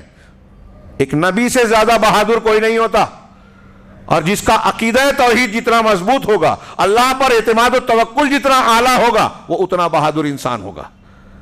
آگے کہہ رہے ہیں کہ حضرت موسیٰ نے کہا کہ تم ڈالو، یہ حضرت موسیٰ علیہ السلام کے اللہ پر اعتماد کا مزید مظاہرہ ہے، لأنه يعلم، اس لیے کہ وہ یقین رکھتے تھے کہ اللہ ان کے ساتھ ہے۔ چنانچہ کہا القوا ما انتم ملقون، تمہیں جو ڈالنا ہے ڈالو، پیش کرنا ہے پیش کرو۔ ما جئتم بہ السحر، جو تم پیش کر رہے ہو وہ جادو ہے، یعنی تم جادو لا رہے ہو اور میں معجزہ پیش کر رہا ہوں، وہ آتی بے آیات بینات، اور میں کھلی کھلی اللہ کی نشانیاں پیش کر رہا ہوں، اور تم نے جو پیش کیا تو جادو ہے، اور جادو جب پیش کرو گے اللہ تعالیٰ اسے باطل کر دے گا، اسے سرنگو کر دے گا۔ اللہ میرے ساتھ ہے، اور تمہارے ساتھ کون ہے؟ فرعون، وہ تو خود تم سے مدد لینا چاہتا ہے۔ ان اللہ لا یصلح عمل المفسدین، فسادیوں کے عمل کو اللہ درست نہیں کرتا، کامیابی نہیں دیتا۔ ویحق اللہ الحق، اور اللہ حق کو ثابت کرتا ہے بکلمات، اپنے کلمات کے ذریعے، ولو کرہ المجرمون، چاہے مجرمین اسے ناپسند کریں۔ یہ بہت بڑی بات ہے، غور کیجئے، قرآن میں ہم پڑھتے ہیں، گزر جاتے ہیں، ان واقعات سے مسلمانوں اور اہل اسلام کے خلاف لوگوں کے منصوبہ بندیوں کو دیکھ کر ہم ڈر جاتے ہیں۔ ان سے ڈرنے کی ضرورت نہیں ہے، یہ قرآن کا وعدہ یاد رکھیے کہ اللہ حق کو ثبات دیتا ہے، باطل کتنا بھی طاقتور ہو جائے، کتنے بھی وسائل سے جو ہے مزین اور مسلح ہو جائے، اس کو بالآخر سرنگو ہوتا ہے، اللہ اسے کامیاب نہیں کرتا۔ اور اس کے واقعات، یہ فرعون اور ان کی جو زندگیاں ہیں جس کے واقعات ہم پڑھتے ہیں، اس میں ہمیں یہ سبق دکھ رہا ہے۔ اب انہوں نے کہا اما ان تلقی و اما ان نحن الملقین، قال القوا فلما القوا سحروا اعین الناس، حضرت موسیٰ نے کہا تم پیش کرو اپنا جادو، ڈالو۔ تو جب انہوں نے اپنے لاٹھی ڈنڈوں کو ڈالا تو لوگوں کی نگاہوں کو سحر زدہ کر دیا، واسترہبوہم، اور انہیں دہشت زدہ کر دیا، وجاؤوا بسحر عظیم، اور ایک بہت بڑا جادو پیش کیا۔ سحروا اعین الناس، لوگوں کی نگاہوں کو سحر زدہ کیا، خوف زدہ کیا، انہیں خوف میں مبتلا کیا۔ وہ کیسے خوف زدہ کیا؟ اگر ہم نے کہا یہاں انہوں نے کچھ اور بھی ضمنی باتیں کی ہیں کہ یہ تعداد اتنی تھی اور یہ چیز ہو گئی، اس سے قطع نظر اس کو چھوڑ کر میں یہ بات کر رہا ہوں کہ سحر پیش کیا، یہ قرآن کہہ رہا ہے، لوگوں کی نگاہوں پر سحر کر دیا۔ اور لاٹھی ڈنڈے جو ڈالے ان کو، اب تھوڑی دیر کے لیے سوچئے کہ 70 ہوں، 1000 ہوں، اگر سب کے سب اپنے ایک ایک لاٹھی بھی ڈال رہے ہیں، ایک ایک ڈنڈا بھی ڈال رہے ہیں، اور وہ حرکت کرتے ہوئے دکھائی دے رہے ہیں سانپ کی طرح، تو لوگوں کو فطری طور سے خوف تو ہوگا۔ ایک بہت بڑا جادو پیش کیا، قرآن کہہ رہا ہے۔ اللہ تبارک و تعالیٰ نے کہا فتولی فرعون فجمع کیدہ، یہ پوری تفصیل قرآن کے مختلف مقامات سے نقل کی کہ فرعون نے جو ہے پیٹھ پھیری اور اپنے چال کو اکٹھا کیا، ثم اتا، پھر سامنے آیا، قال لهم موسیٰ ویلکم لا تفتروا علی اللہ کذبا فیسحتکم بعذاب وقد خاب من افترى، یہ آیت پیچھے گزر چکی، اور اس کے بعد اس آیت کے آخر میں انہوں نے کہا کہ یہ دونوں جادوگر ہیں، اور پھر ان کے سامنے جو ہے جادوگروں کو پیش کیا، چنانچہ انہوں نے کہا کہ ٹھیک ہے فَأَجْمِعُوا كَيْدَكُمْ ثُمَّ أْتُوا صَفًّا، ٹھیک ہے تم اپنی چال چلو، منصوبہ کرو اور پھر صف لگا کر ہمارے سامنے آؤ۔ ہاں یہاں اس کی تشریح بھی لوگوں نے انہوں نے بیان کی اور پھر اس کے سلسلے میں کچھ گفتگو کی، لیکن ہم صرف سبق کی طرف آتے ہیں کہ سورہ طٰہٰ میں جب ان کا جادو پیش کیا گیا تو حضرت موسیٰ علیہ السلام کے تعلق سے اللہ نے کہا فَأَوْجَسَ کیا ہے فَإِذَا حِبَالُهُمْ وَعِصِيُّهُمْ يُخَيَّلُ إِلَيْهِ مِنْ سِحْرِهِمْ أَنَّهَا تَسْعَىٰ، کہ ان کی لاٹھی، ان کے ڈنڈے، ہاں ان کے جادو کے اثر سے، یہ قرآن کہہ رہا ہے يُخَيَّلُ إِلَيْهِ، موسیٰ کو یہ خیال گزرا، ہاں اس کی وجہ سے جادو کیسے من سحرہم، ان کے جادو کی وجہ سے، انہا تسعیٰ کہ وہ دوڑ رہے ہیں۔ قرآن کہہ رہا ہے کہ ان کے جادو کی وجہ سے من سحرہم موسیٰ کو خیال گزرا۔ تو پہلی بات تو یہ کہ خیال گزرا، حقیقت نہیں تھی۔ اسی سے لوگوں نے کہا کہ یہ تخیل تھا، ہاں سحر تخیلی تھا، حقیقی نہیں تھا۔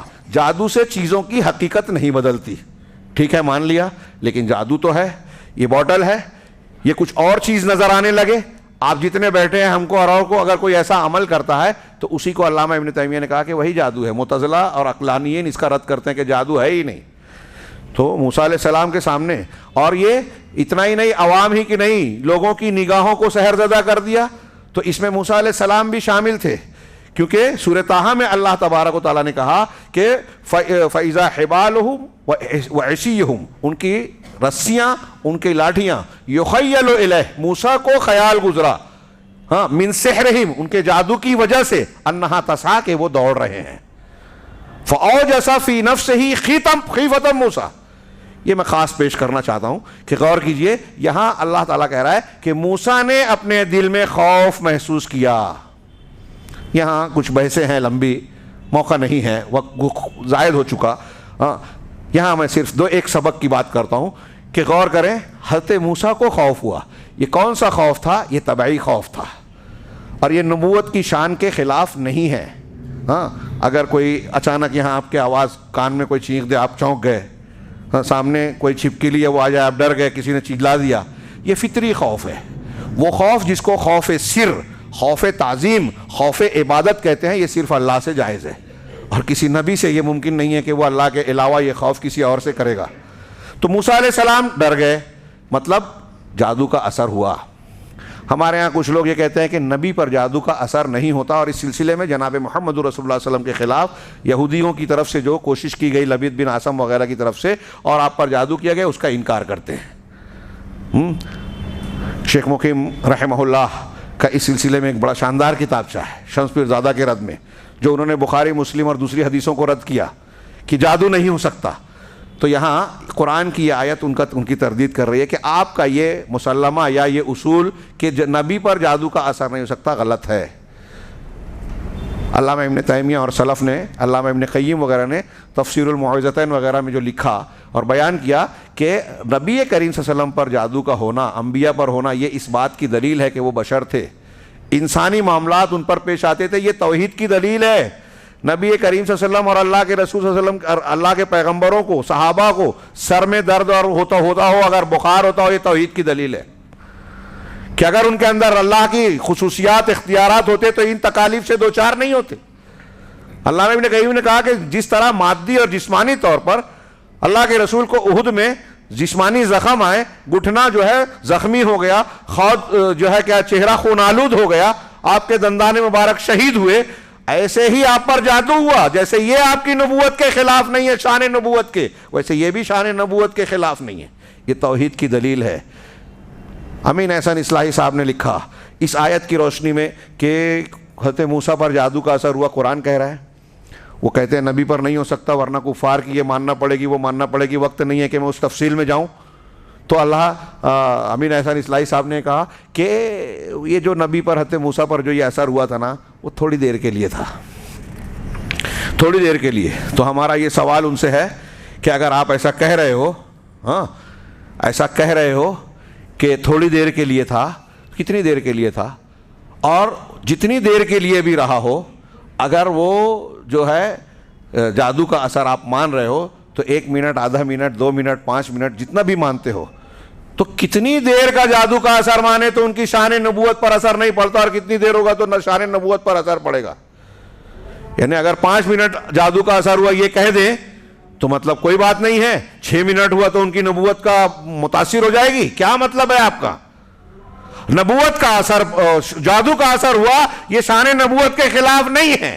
جہاں تک یہ بات ہے کہ اگر ہم یہ مان لیں تو شریعت پر سوال اٹھیں گے، کوئی ضرورت نہیں ہے کہ سارے معاملات کے باوجود، بشری کمزوریوں انبیاء کے اندر ماننے کے باوجود، ثابت ہونے کے باوجود، قرآن و حدیث میں یہ دلائل موجود ہیں کہ اللہ تعالیٰ ان کی رسالت، ان کی تعلیم کی حفاظت فرماتا ہے۔ اللہ کے نبی صلی اللہ علیہ وسلم پر جادو کا اثر ہوا، ام المومنین حضرت عائشہ صدیقہ کا بیان ہے، اور یہ ثابت شدہ بات ہے کہ قرآن اور شریعت کی کوئی چیز متاثر نہیں ہوئی۔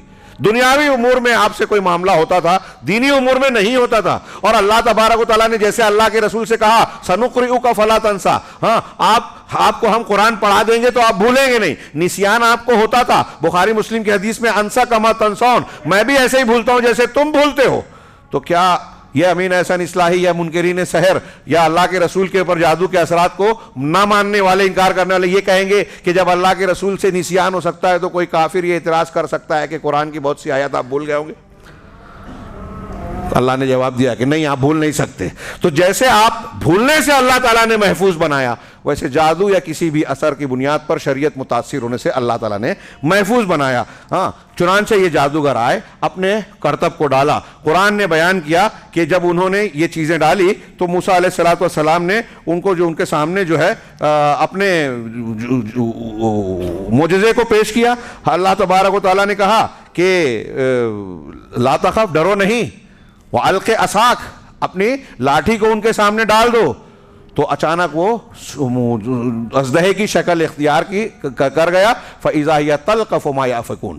تو اور اس کے بعد جو کچھ انہوں نے کھیل کھلونے بنائے تھے، جادو کے کرتب پیش کیے تھے، گڑھے تھے، سب کو یہ اژدہا جو ہے نگلنا شروع کر دیا اور ساری چیزوں کو نگل گیا۔ یہ واقعہ، ہاں، فَأُلْقِيَ السَّحَرَةُ سُجَّدًا، جب یہ منظر دیکھا جادوگروں نے، سارے کے سارے سجدہ ریز ہو گئے۔ یہاں کئی پہلوؤں سے غور کیجیے آپ، ہاں، سب کے سب سجدہ ریز ہو گئے۔ اور کیا کہا؟ قالوا آمنا برب ہارون و موسیٰ، ہم موسیٰ اور ہارون کے رب پر ایمان لائے۔ آمنا برب العالمین، ہم رب العالمین پر ایمان لے آئے، رب موسیٰ و ہارون، اور موسیٰ اور ہارون کے رب پر ایمان لائے۔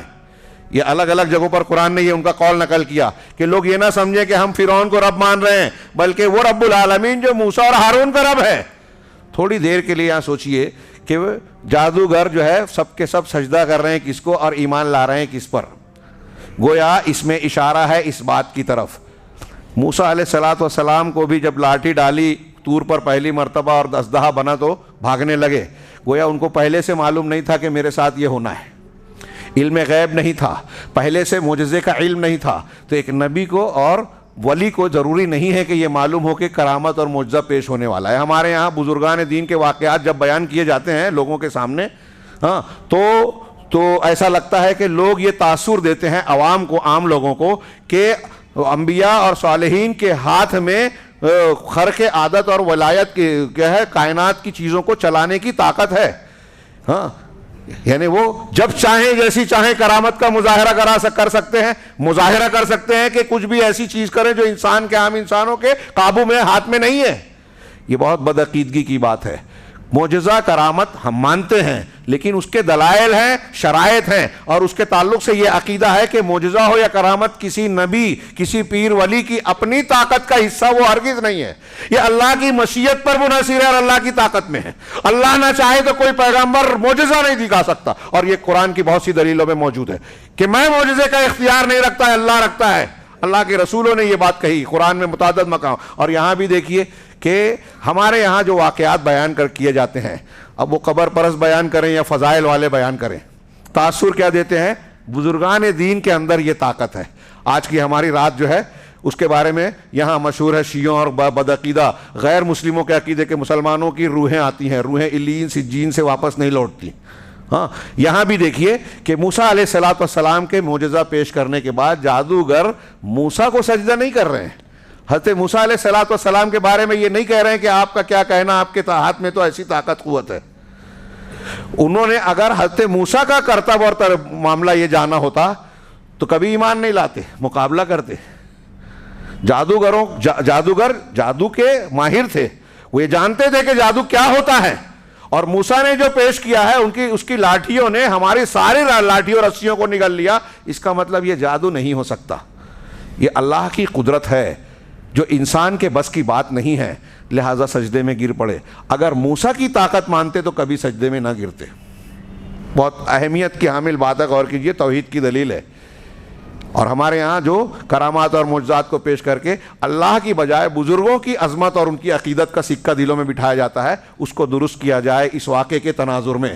اب جیسے ہی ایمان لے آئے, وقت بہت زیادہ ہو گیا, میں معافی چاہتا ہوں صرف 2 منٹ میں, حالانکہ بہت اہم حصہ باقی ہے جو اصل ہمارا موضوع تھا, کہ ابھی جادوگروں نے آ کر فرعون سے سوال کیا کیا تھا کہ کیا ہم جیت گئے, موسیٰ ہار گئے تو ہم کو اجر اور وہ ملے گا, انعام ملے گا؟ تو کہا کہ اجر ہی نہیں بلکہ مقربین میں شامل ہو جاؤ گے.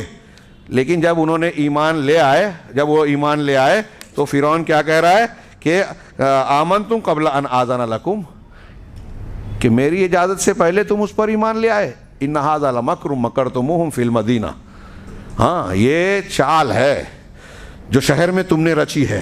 ہاں, اور ایک دوسری جگہ اللہ نے فرمایا کہ انہ لکبیرکم الذی علمکم السحر, یہ موسیٰ تمہارا بڑا ہے جس نے تم کو جادو سکھایا. بتائیے, ہاں, فرعون کہہ رہا ہے جب جادوگر ایمان لے آئے تو اب لوگوں کو تسلی دینے کے لیے, دیکھیں سیاسی قسم کا بیان, حکمرانوں کا طریقہ, ارے یہ تمہاری چال ہے, ملی بھگت ہے. ان ھذا لمکر مکرتموہ فی المدینہ, شہر میں تم نے یہ چال چلی تاکہ یہاں کے باشندوں کو نکال کے اپنا اقتدار جما لو. اور دوسری جگہ کہا کہ یہ تمہارا بڑا ہے موسیٰ جس نے تم کو جادو سکھایا. حالانکہ فرعون بھی جانتا تھا, وہاں موجود ہر شخص جانتا تھا کہ اس دن سے پہلے موسیٰ علیہ السلام ان جادوگروں میں سے کسی سے ملے بھی نہیں تھے, جانتے بھی نہیں تھے. انہی نے ڈھونڈ کر شہر بستی پہ گھوم پھر کر انہیں جمع کیا تھا اور موسیٰ علیہ السلام کو ہرانے کے لیے, رد کرنے کے لیے مقابلے پر لایا تھا. تو حضرت موسیٰ جانتے بھی نہیں تھے لیکن کہہ رہے ہیں کہ تمہاری ملی بھگت ہے, اس نے تم کو جادو سکھایا.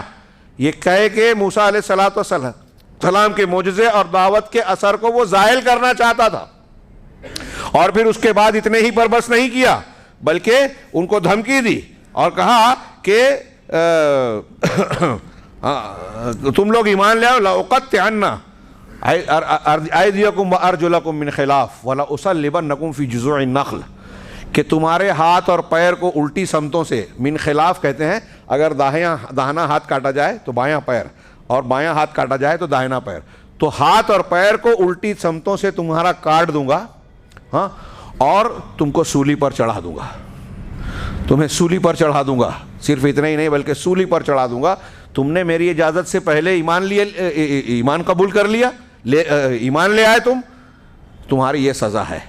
اب اس کے بعد اس کے فرعون کی اس دھمکی کے بعد جادوگر کیا کہتے ہیں؟ ہاں, جادوگروں نے کہا کہ فقض ما انت قاض انما تقضی هذه الحیات الدنیا. اس سے پہلے کہا قالوا لن نؤثرک علی ما جاءنا من البینات والذی فطرنا, کہ ہم تیری بات کو ہرگز ان دلیلوں پر ترجیح نہیں دے سکتے.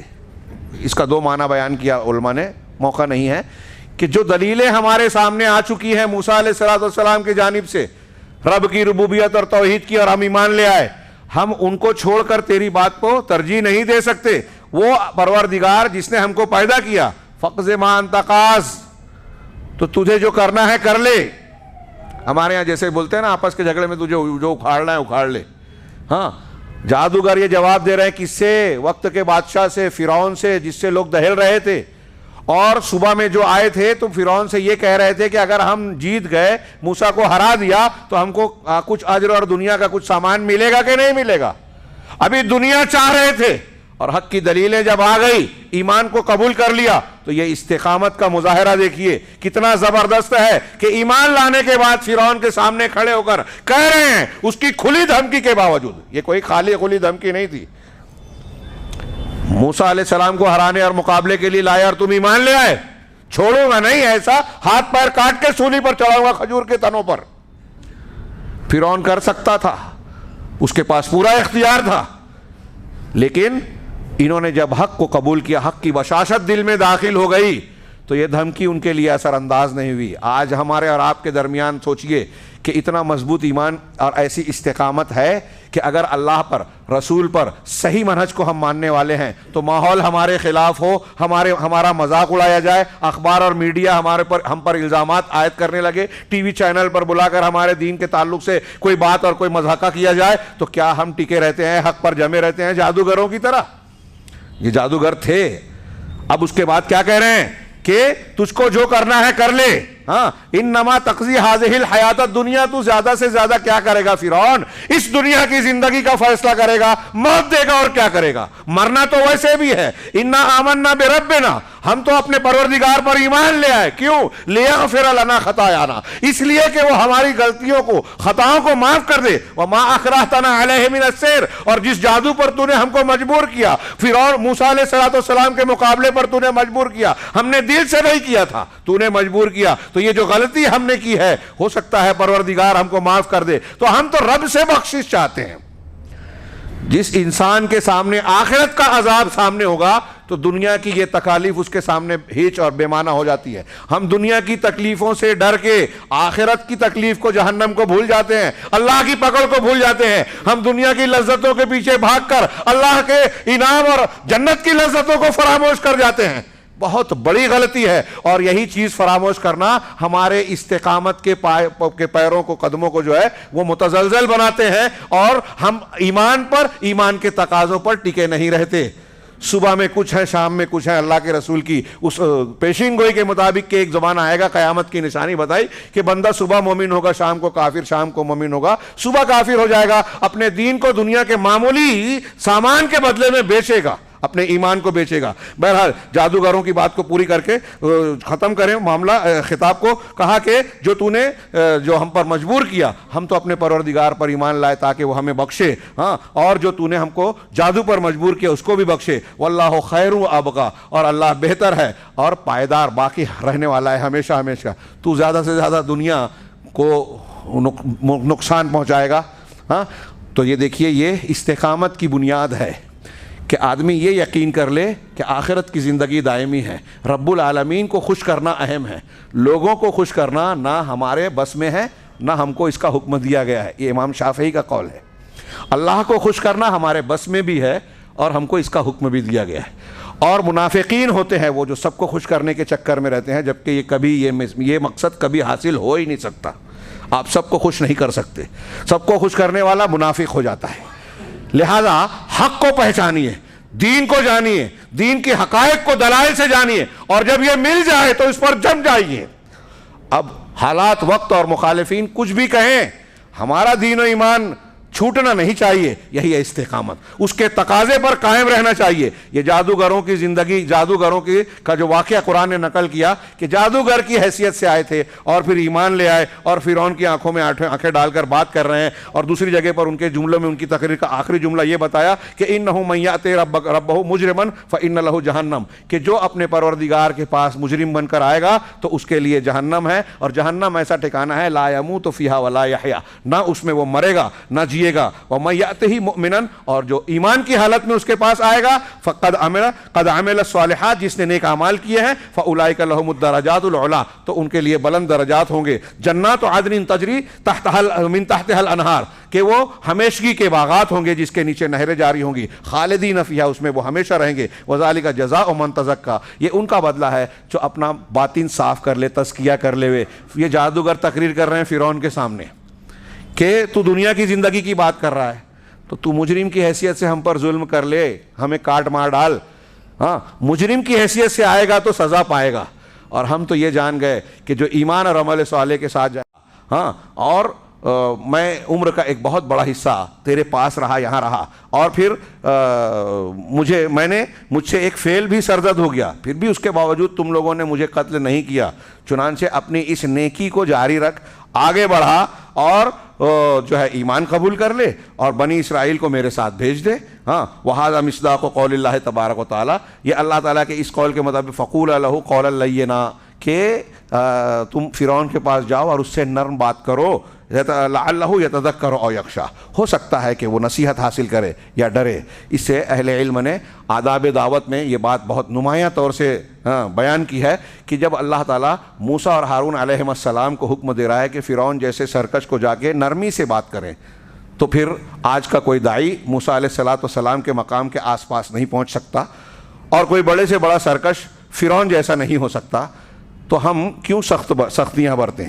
اس کے باوجود یہ نرمی اور رفق کے مقام پر جب تک گنجائش ہو یہ اختیار کرنا چاہیے۔ بعض مقامات شدت کا تقاضا کرتے ہیں، یا ایھا النبی جاہد الکفار والمنافقین واغلظ علیہم۔ قرآن کی ایسی اور بھی آیتیں اور دلیلیں موجود ہیں جس میں اللہ تعالیٰ نے سختی کے مقام پر منافقین اور کفار سے کا مقابلہ کیجئے اور ان سے سختی سے پیش آئیے۔ تو سختی کے مقام پر سختی کرنا ضروری ہوتا ہے۔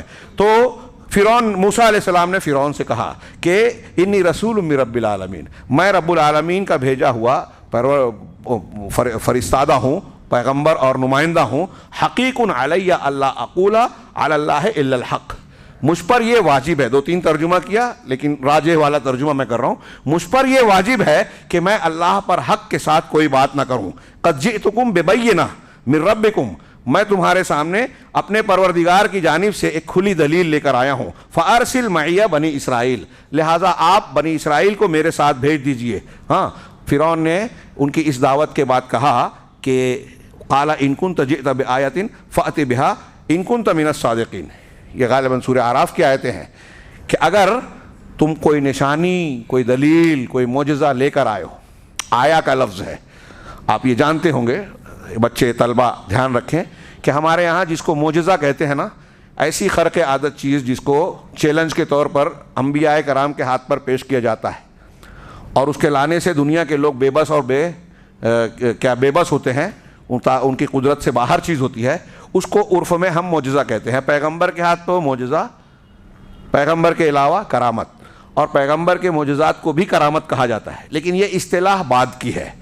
ہاں، قرآن و حدیث میں شیخ الاسلام علامہ ابن تیمیہ اور دوسرے علماء سلف نے بہت تفصیل سے لکھا کہ قرآن و حدیث میں اس معنی کو ادا کرنے کے لیے آیت کا بینہ اور بینات کا لفظ استعمال ہوا، کہیں سلطان، حسب ضرورت سلطان کے لفظ کا استعمال ہوا، سلطان و برہان، لیکن معجزہ اور کرامت بات کی اصطلاح ہے قرآن و حدیث میں۔ اور علامہ ابن تیمیہ کہتے ہیں کہ یہ زیادہ بلیغ ہے، زیادہ بامعنی ہے۔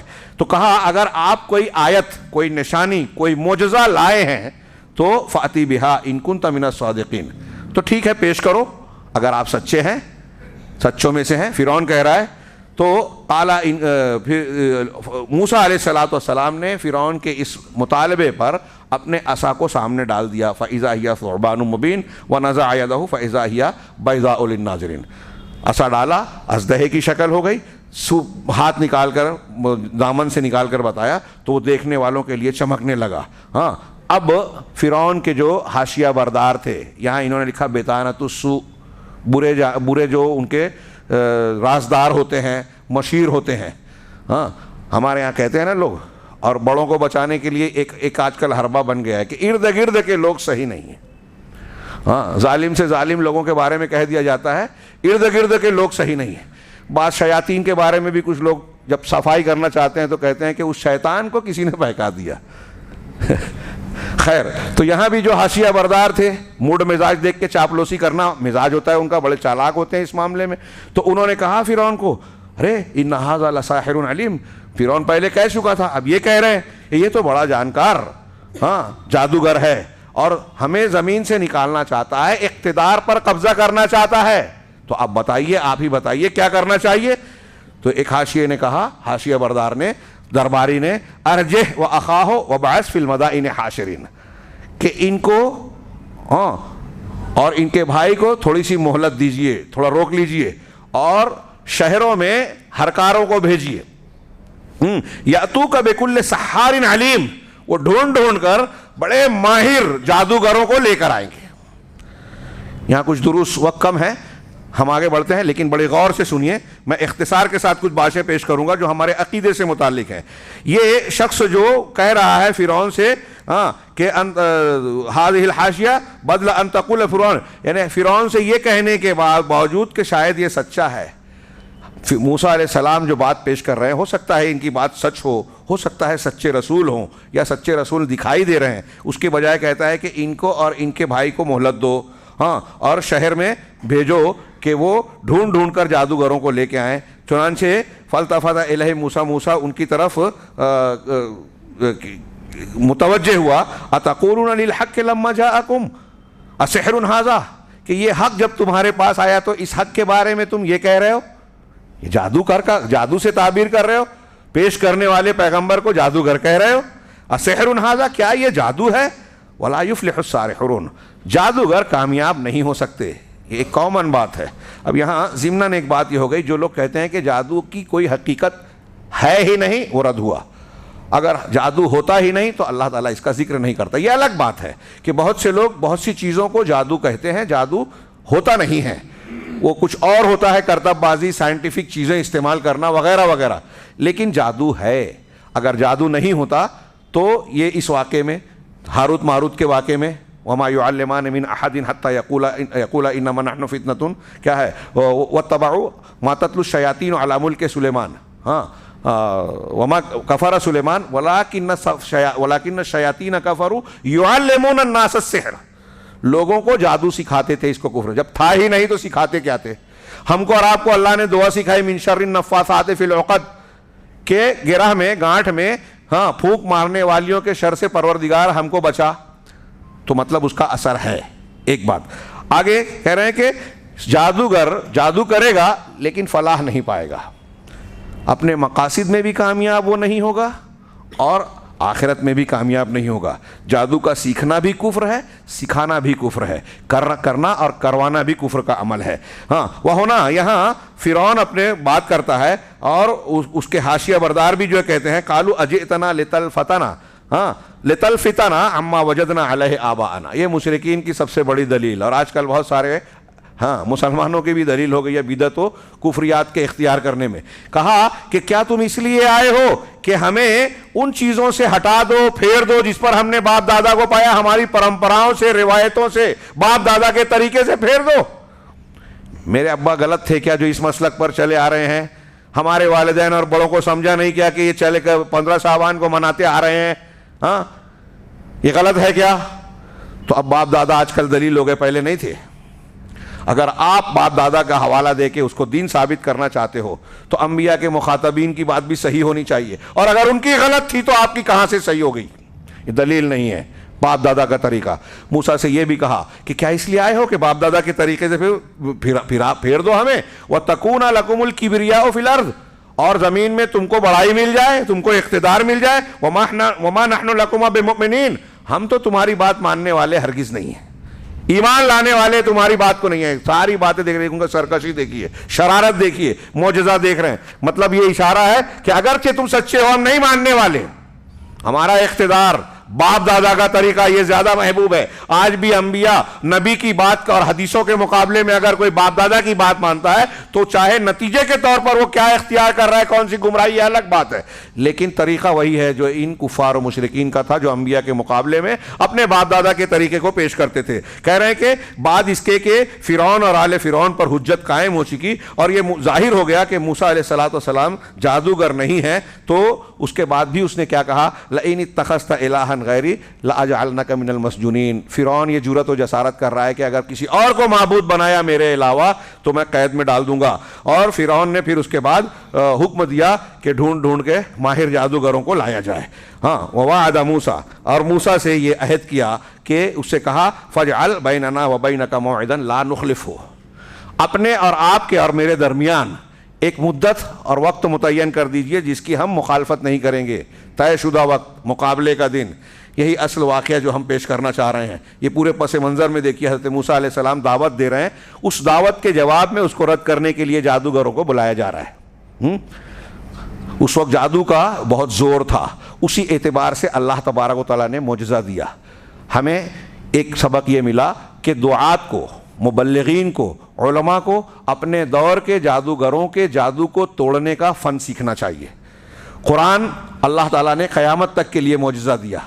جدید دور میں جو بھی تحقیقات سائنس کی شکل میں ہو، علم نفسیات کی شکل میں ہو، یا جس روپ میں آتی ہو، ہاں، ہمیں یہ یقین ہے اور ہونا چاہیے کہ ان کا جواب، ان سے پیدا ہونے والے مسائل، اس سلسلے سے تعلق رکھنے والے جتنے لوگ ہیں، ان کے لیے تشفی کا سب سے بہترین سامان اللہ اور اس کے رسول کی کتاب میں موجود ہے، اس کے رسول کی تعلیم میں، اللہ کی کتاب میں موجود ہے۔ لہذا ہمیں صرف اس طریقے سے اپنے اس عصا کو، قرآن کے عصا کو جو وقت کے جادوگروں کے سامنے ڈالنے کی ضرورت ہے، جو آگے ہونے جا رہا ہے، تذکرہ ہونے جا رہا ہے۔ تو ایک مقررہ مدت مقرر کر دیجئے، نحن ولا انت مکانا سوا، ایک جگہ پر جو ہے بات طے کر لیجئے، اور وہاں ایک درمیانی جگہ مقابلے کے میدان میں آپ اور ہم اکٹھا ہو جائیں۔ یہاں سوا کا ترجمہ کریں کہ وسط، یعنی جو شہر کے بیچ درمیان میں، نہ جنوب میں، نہ شمال میں، نہ مغرب میں، نہ مشرق میں۔ یہ تو وہی چیز تھی جس کی موسیٰ علیہ السلام کی خواہش تھی۔ ایک نبی کے لیے اس سے اور کیا بہتر بات ہوگی کہ جو دعوت وہ مخصوص لوگوں کے سامنے پیش کر رہے ہیں، وہ خود یہ انتظام کر رہا ہے کہ پوری قوم جمع ہو جائے، اکٹھا ہو جائے۔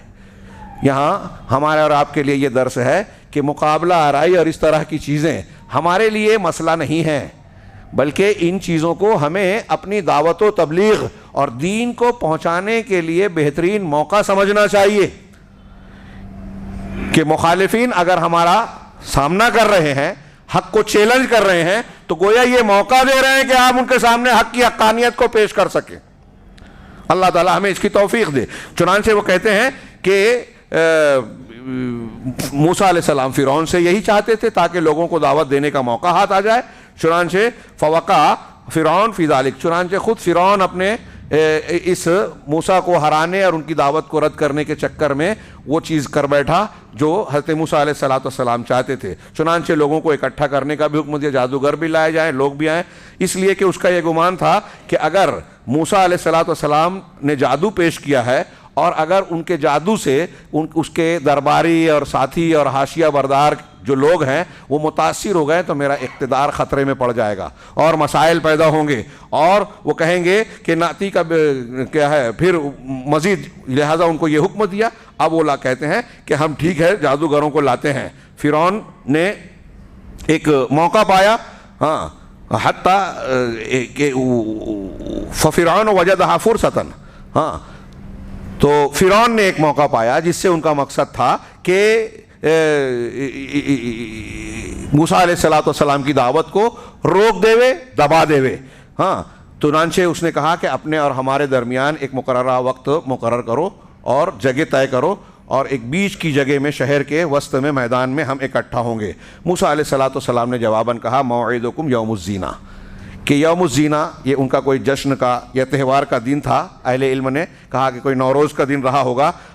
چنانچہ اس دن ہم ایک درمیانی میدان میں اکٹھا ہوں گے اور درمیانی وقت میں جو اکٹھا ہوں گے، لیکن وَلْيَكُنْ أَيْضًا فِي يَوْمِ الزِّينَةِ، اور یہ یوم زینت میں ہونا چاہیے جو ان کے لیے تمام لوگوں کے نزدیک ایسا دن تھا جو زیب و زینت والا جشن کا دن تھا، اور سب لوگ اکٹھا ہوتے تھے شہر کے بیچوں بیچ میں۔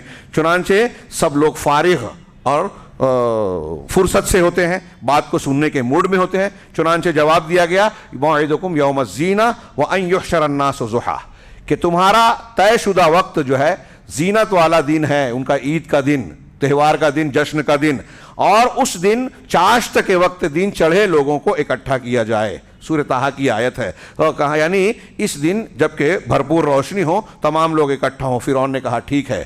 اور پھر موسیٰ علیہ السلام دونوں کے درمیان یہ بات طے ہو گئی۔ اب جو ہے اصل واقعہ پیش آتا ہے۔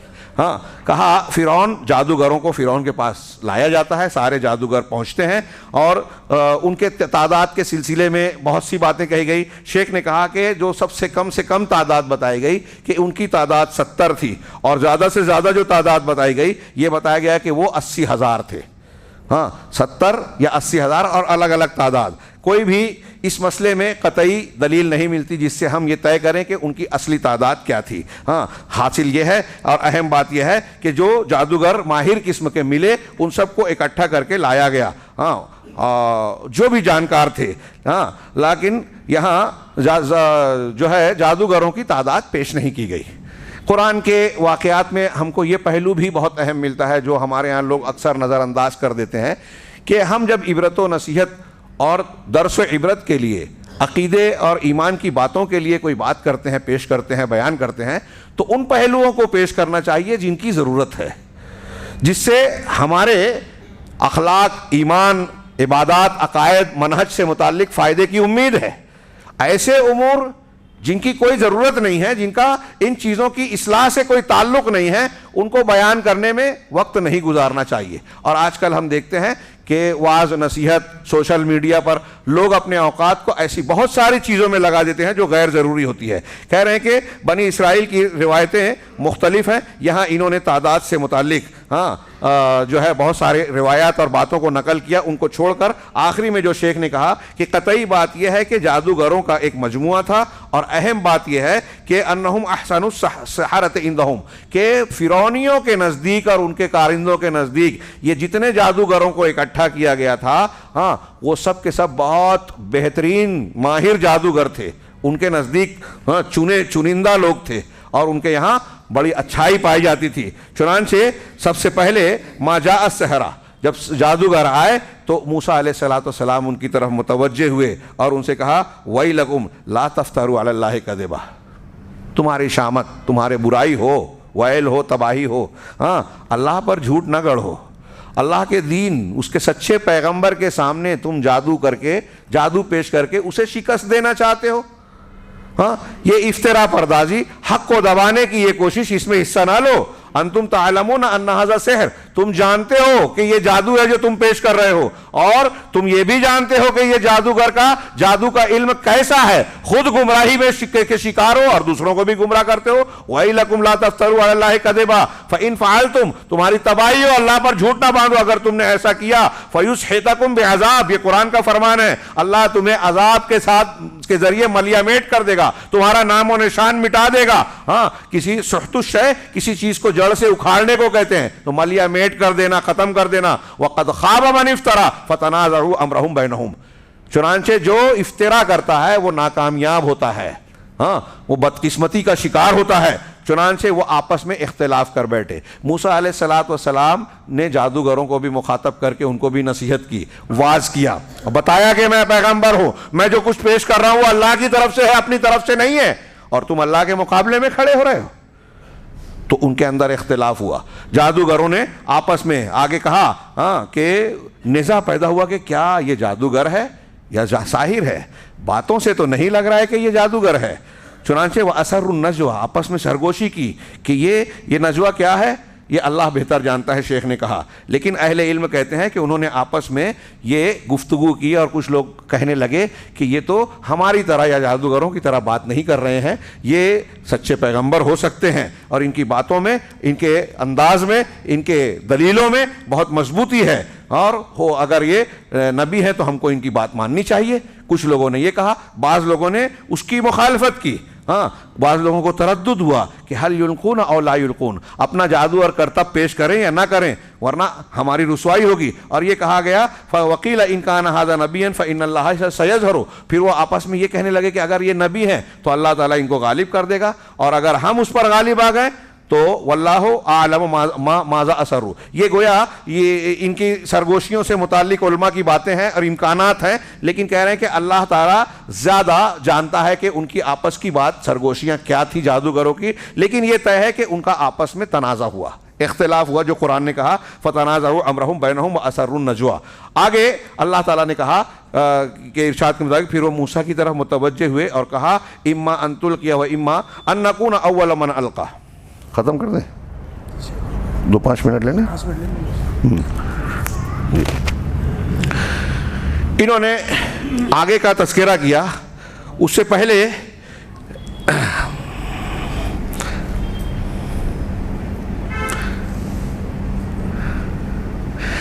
پہلے جادوگروں نے فرعون سے کہا کہ اِنَّ لَنَا لَأَجْرًا إِن كُنَّا نَحْنُ الْغَالِبِينَ، کہ کیا اگر ہم نے، اس سے پہلے لمبی یہ گفتگو دیا ہے لیکن اس کا موقع نہیں ہے، فرعون سے جو گفتگو کی اور اس سے کہا کہ کیا ہم اگر غلبہ پا گئے، موسیٰ کو ہرا دیا، تو کیا ہم کو اجر ملے گا، ہمیں اس کا معاوضہ ملے گا، انعام ملے گا؟ تو فرعون نے کہا نعم انکم لمن المقربین، ہاں تم کو صرف انعام ہی نہیں ملے گا، تم مقربین میں شامل کر دیے جاؤ گے، دربار میں تم کو بادشاہ کے قریب اعلیٰ درجہ ملے گا، مقام ملے گا۔ ایک صاحب نے بیان کیا کہ آج کی زبان میں کہیں تو کہے کہ کرسی ملے گی۔ جادوگروں کو یہ کہا اور فرعون نے یہ وعدہ کیا، اور پھر اس وعدے کے بعد حضرت موسیٰ کے مقابلے پر بھیجا تو جادوگروں نے کہا اما ان تلقی و اما ان نکون اول من القا، کہ آپ اپنا جادو پیش کریں گے، آپ یہ ڈالیں گے یا ہم ڈالیں، ان چیزوں کو پیش کریں۔ تو گویا اس میں وہ اختیار دے رہے ہیں موسیٰ علیہ السلام، اس میں ایک قسم کا تکبر اور گھمنڈ ہے، دکھاوا ہے کہ ہم تم کو اختیار ہے، چاہے تم پیش کرو پہلے چاہے ہم پیش کریں۔ گویا ان کو خود اعتمادی حاصل ہے، اور اس میں اور بھی کئی وجوہات لوگوں نے بیان کی ہے، موقع نہیں ہے۔ کہا ہمارے یہاں کوئی مسئلہ نہیں ہے، چاہے آپ پہلے پیش کرو چاہے ہم۔ تو حضرت موسیٰ نے کہا نہیں، بلکہ آپ پیش کرو۔ ہاں، یہ حضرت موسیٰ علیہ السلام کی طرف سے بھی اللہ پر بھروسے کا پورا مظاہرہ تھا۔ یہاں ان واقعات میں ہم دیکھ رہے ہیں کہ موسیٰ علیہ السلام کن حالات میں وہاں سے آئے اور فرعون کے سامنے کیا معاملہ تھا، فرعون نے احسان جو جتایا۔ اس پورے تناظر میں دیکھیے، جب حضرت موسیٰ علیہ السلام کو نبوت دی گئی، بھیجا گیا، تو انہوں نے یہ بھی کہا تھا کہ اس پر میرا ایک جرم ہے، وہ مجھ سے مواخذہ کریں گے۔ تو اللہ تعالیٰ نے ان کو وعدہ کیا تھا کہ تم دونوں جاؤ، اللہ کے دین کو پہنچاؤ۔ ہاں اننی معکما اسمع و ارا، میں تم دونوں کے ساتھ ہوں، سنتا ہوں، سن رہا ہوں اور دیکھ رہا ہوں۔ اور کہا کہ تم دونوں اللہ پر بھروسہ کرو، اللہ تمہارے ساتھ ہے، میں تمہارے ساتھ ہوں۔ اس کا کیا مطلب؟ اللہ کی معیت عقیدے کا ایک اہم مسئلہ۔ ہمارے ہاں اہل تصوف یہ بیان کرتے ہیں کہ اللہ ہر جگہ ہے اور اللہ ہر ایک کے ساتھ ہے بالذات۔ یہاں قرآن نے خود بتایا کہ اللہ کے ساتھ ہونے کا مطلب کیا ہے۔ میں تم دونوں کے ساتھ ہوں، کیسے؟ اسمع و ارا، سن رہا ہوں اور دیکھ رہا ہوں، لہذا تمہاری مدد کروں گا۔ یہ اللہ کا ساتھ ہے، قرآن بتا رہا ہے، اور بھی اور دلیلیں ہیں۔ تو اللہ تبارک و تعالیٰ کے اس وعدے پر گویا موسیٰ علیہ السلام کو یقین تھا، توکل تھا۔ ایک داعی کو، اللہ کے دین کے لیے کام کرنے والے کو یہ یقین ہونا چاہیے، اگر ظاہری طور سے اسباب نہیں ہے، غور کرے گا، وہ جنت میں جائے گا۔ تو جہنم میں اگر جائے گا تو آدمی نہ وہاں جیے گا نہ مرے گا، اور جنت میں جائے گا تو اس میں ہمیشگی کے باغات ہوں گے، ہاں، من چاہے پر لذت ناقابل تصور آرام کی زندگی ہوگی، ظاہری باطنی ہر قسم کے آرام ہوں گے جس کا ہم تصور نہیں کر سکتے۔ غور کیجئے، یہ کیسی ابھی مقابلہ کیا، حق کی دلیل دیکھی، ایمان قبول کیا، اور اب اس ایمان کو قائم رکھ کے سب کچھ لٹانے کے لیے تیار ہے۔ فرعون تو کچھ بھی کر لے، ہماری زندگی چھین لے، چلے گا، ایمان نہیں دیں گے۔ اس سے یہ پتہ چلا کہ عقیدہ اور ایمان ہماری سب سے قیمتی سامان ہے۔ جان چلی جائے، مال چلا جائے، دنیا چھین جائے، چلے گا، ایمان نہ جائے۔ اللہ تعالی ہمیں اس ایمان کی قدر و قیمت کو سمجھنے اور اس پر قائم رہنے کی توفیق عطا فرمائے، اور اس کی برکت سے دنیا اور آخرت میں ہر قسم کے فتنے اور عذاب سے محفوظ رکھے۔ وآخر دعوانا ان الحمد للہ رب العالمین، والسلام علی النبی۔